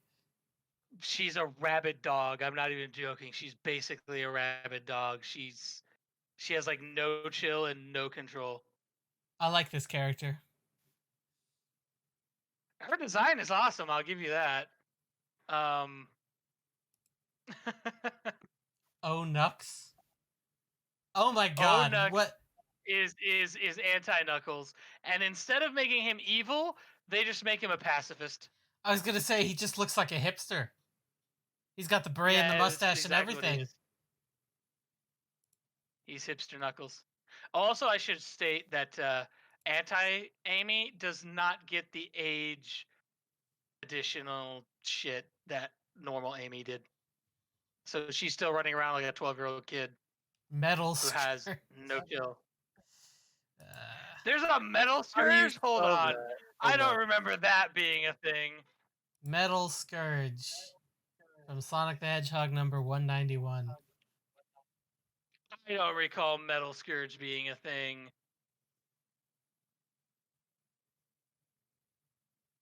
That I do not recall this. That either that happens after the Genesis Well, wave. he looks like a very he looks like a very incredibly minor character. Yeah, probably. They do later. They make like a good guy Metal Sonic for Gun, or rather, I should say, they find the remains of Metal Sonic and they remove the programming parameters that force him to want to like destroy Sonic and destroy the world, and then they kind of just let him decide what he wants to do, and he's like, given the freedom to choose what I want, y'all are actually pretty chill, and I really don't wish anything evil on anyone. Shard the Metal Sonic? This sounds like we're going into DeviantArt fandom at this point. No, Sounds like it. this was Or is this the good guy Metal Sonic I just mentioned? I mean, it looks like and the that's good actually guy. his name? Several of Metal Scourge's parts were salvaged and used to rebuild Shard the Metal Sonic. Shard the Metal Sonic, call sign Jack in the Secret Freedom Fighters, originally known as Metal Sonic, and sometimes as Mecha Sonic. He's a character who appeared in Sonic the Hedgehog comic series. This is spin-offs by Archie. He's the first Metal Sonic ever created and was one of the deadliest robotic models created by Robotnik, based off of his organic counterpart. He's like stupid chill. Like he's super chill. Oh, the Chaotix have like a weird backstory in this one too. Okay, Like, yeah. So he gets Charmy Bee is rebuilt. actually a He gets prince of the- rebuilt and gains a social conscience and sense of morality. Yeah, Huh. that's what I remember. Is I'm like, he's like super chill. That's what I remember about him. I don't remember him ever being evil, but then again, I don't remember most of the '90s. So, um, I don't remember the 90s at all because I wasn't alive for them. yeah. I really need to get the off this Chaotix wiki have- because I just keep seeing more characters and I'm like, what in the goddamn fuck? Yeah, bro, there are so many characters. Downtown So many Ebony characters. Hair? Like what? Yeah, yep. Downtown Ebony Hair. He's the rabbit mobster I mentioned. Ripper the Rodent? What is all this I shit? don't remember that one. He's just a Boy, really Fang the jacked Sniper rat. is just called Knack the Weasel in the comics. They never call him by his video game name for some reason. Who they don't call by his video game name? Fang the Sniper. Fang the Sniper, they call him Knack the Weasel because that's his real name. I don't think I've ever heard of that one. What Yeah. game is that? Sonic Rivals. Oh, I've never played Sonic. Sonic Rivals. Hedgehog Triple Trouble, Sonic Drift 2, Tails Adventure, Sonic the Fighters, Sonic Jam, Sonic Mega Collection, Sonic Adventure DX Director's Cut, Sonic Mega Collection Plus, Sonic Gems Collection, Sonic and the Black Knight, Sonic Generations, Sonic Mania. Wow, where does he show up in Sonic and the Black Knight? That's bullshit. Sonic and the Black Knight, where does he show up? He's not in Sonic and the Black Knight. Cast. Unless he's mentioned, maybe, at some point. He doesn't show up on screen, I don't think. I think we covered most of the major ones.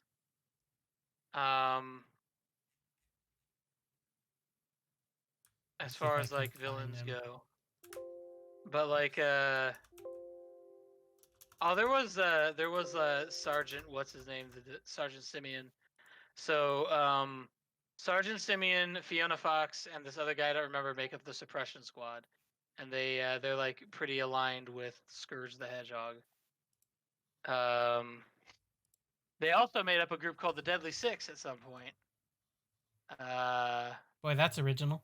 Or no, wait, no, the Deadly Six was the. My bad. That's the guys from one of the other Sonic games. I'm forgetting the name of that. I don't care about because that fucking game doesn't matter.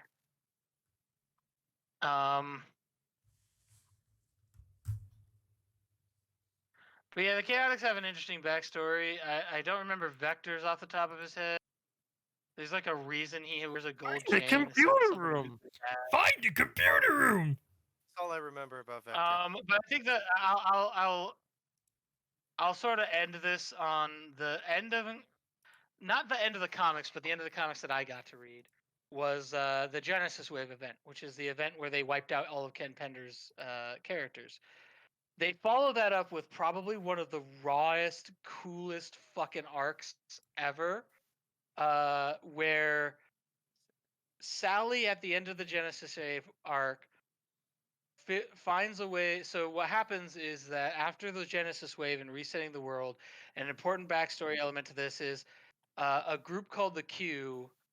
I believe they're called the Q or the Coon or something like that. They unroboticize the entire planet of Mobius.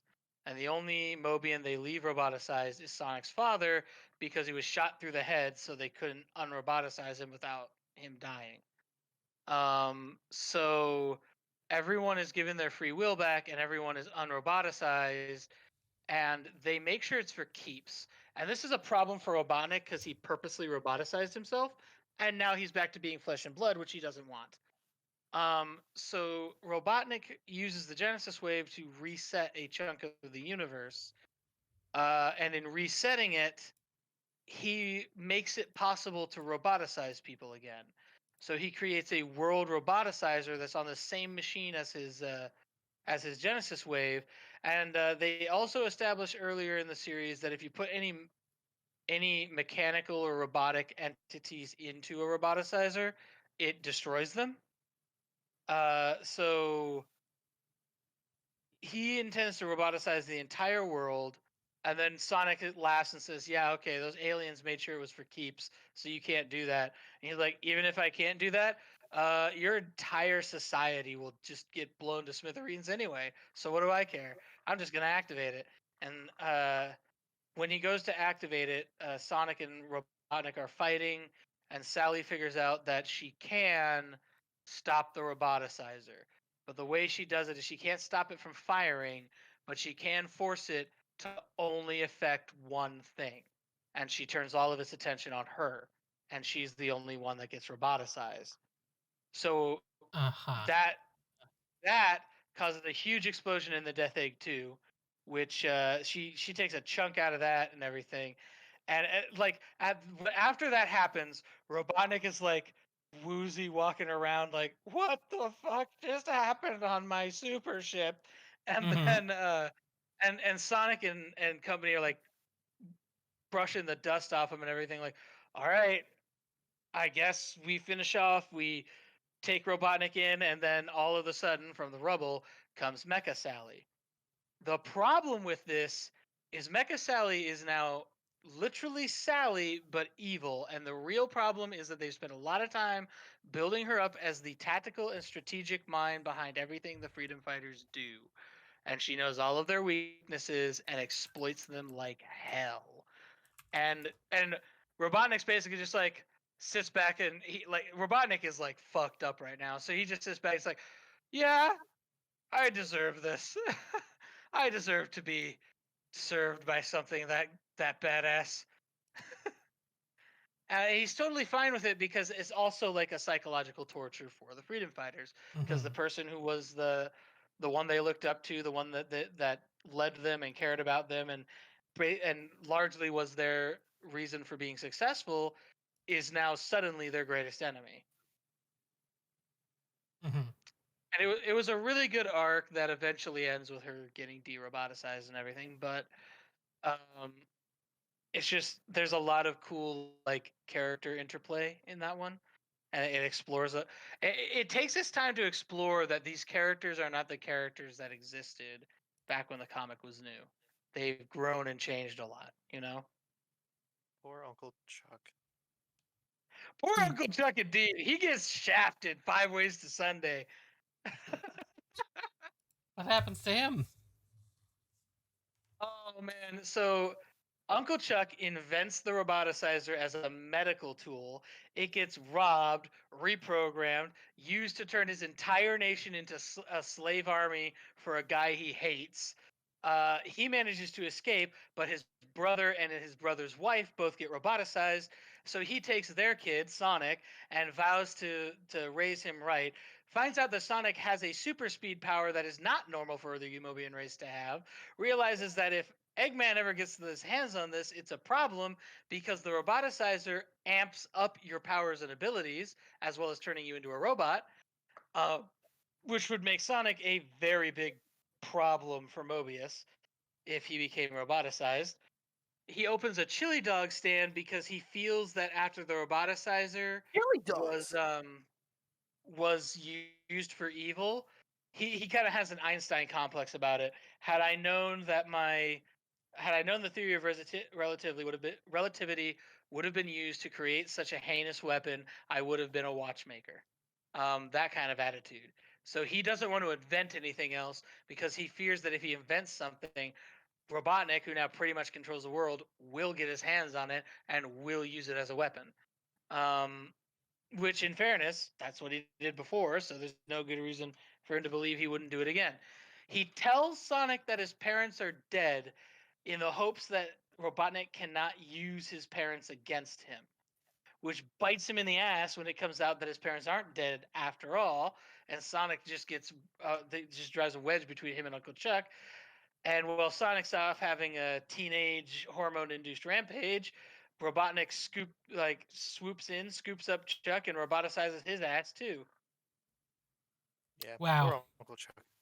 Uncle And Chuck. then they do something that gives back all the roboticized Mobians their free will, but they're all roboticized still, including Chuck. And so Chuck's happy to be able to hang out with his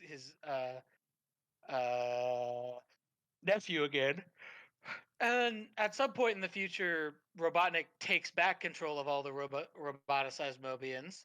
So Chuck's like zapped back into the service of the guy he doesn't like. And then the other people unroboticize everyone on the planet, but then his brother has to stay roboticized because of his injury. And then Robotnik just decides he's done with this back and forth with Charles and just fucking murks his ass. Yeah. Poor Uncle Chuck. Poor Uncle Chuck. He gets thrown through the ringer real bad. And then he dies, apparently. Oh, and he doesn't even die like a noble death. Like he's not even like there like trying to defend or whatever. It's just that he's old and he's slower than everyone else. So Robotnik just goes, "Well, you're the easy one, picking you off," and Yeah. Pretty because much. Yeah. at that point, Robotnik's just really fucking pissed with the freedom fighters, and he's like, "Fuck roboticizing your asses! I'm just murking you all." I mean, he should have just done that in the first place, really. He spends so much time trying to specifically roboticize them because that's like his definition of what winning over them is. But What an idiot. But eventually he's like, well, I mean, why don't I just kill them? They wouldn't be a problem if they were dead. That's a very good point. So he decides, I'm done trying to roboticize your ass. I'm just gonna kill you. Again, the thing he should have done from the start. Yeah. Yeah, no, like there's a lot. I really want to try to read through them all again, but I was recently watching the Game Apologist talk about them as part of my research, and he's talking about how in the new comics, the IDW comics, there's like some really cool arcs that happen, but it's really clear that these arcs were meant to be done in the world of the Archie comics, but after the Penders incidents, Sega has just murked all the Archie characters and said, you're not using these for anything ever again. I mean, fair enough. Yeah. Well, here's the thing. It's Archie's fault they botched that shit with Penders. They could have easily kicked his ass in court, but they didn't. They could have just said, well, he's not associated with us anymore. And I think I don't know everything that happened, but I know that the Penders situation, he settled out of court. Right? He didn't actually go through the courts to get what he wanted. He settled out of court, which leads me to believe that a settlement offer was made, and Archie took the settlement offer instead of taking him to court, which they should have done. Because by international copyright law, I'm pretty sure Kenders was in the wrong. I'm pretty sure you're right. So of course Sega would be like, well, you botched the fuck out of that. Because probably someone at Archie was worried about American copyright law, but because we're dealing with a Japanese franchise, American copyright law doesn't apply. It's international.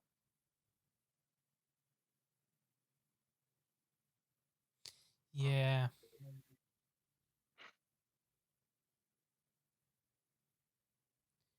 Wow. I mean, not to say that American copyright law doesn't apply at all, but it only applies in so much, and the rest of it's international law. Besides, American copyright law is pretty similar to international copyright law. There's differences, but yeah, that's I mean, to be honest, there's more I could try to cover, but I don't think I have time. We've been going for a long time. Almost 3 hours. Damn, this is gonna be a long one. Yeah, and it's still not done because it's a two-parter. Yeah. Well, we gotta do the video games, yeah. Yeah. Oh, well, in that case, the comics were a fucking roller coaster. I wonder if there's anywhere I can read them online at this point. Probably not after all that legal business.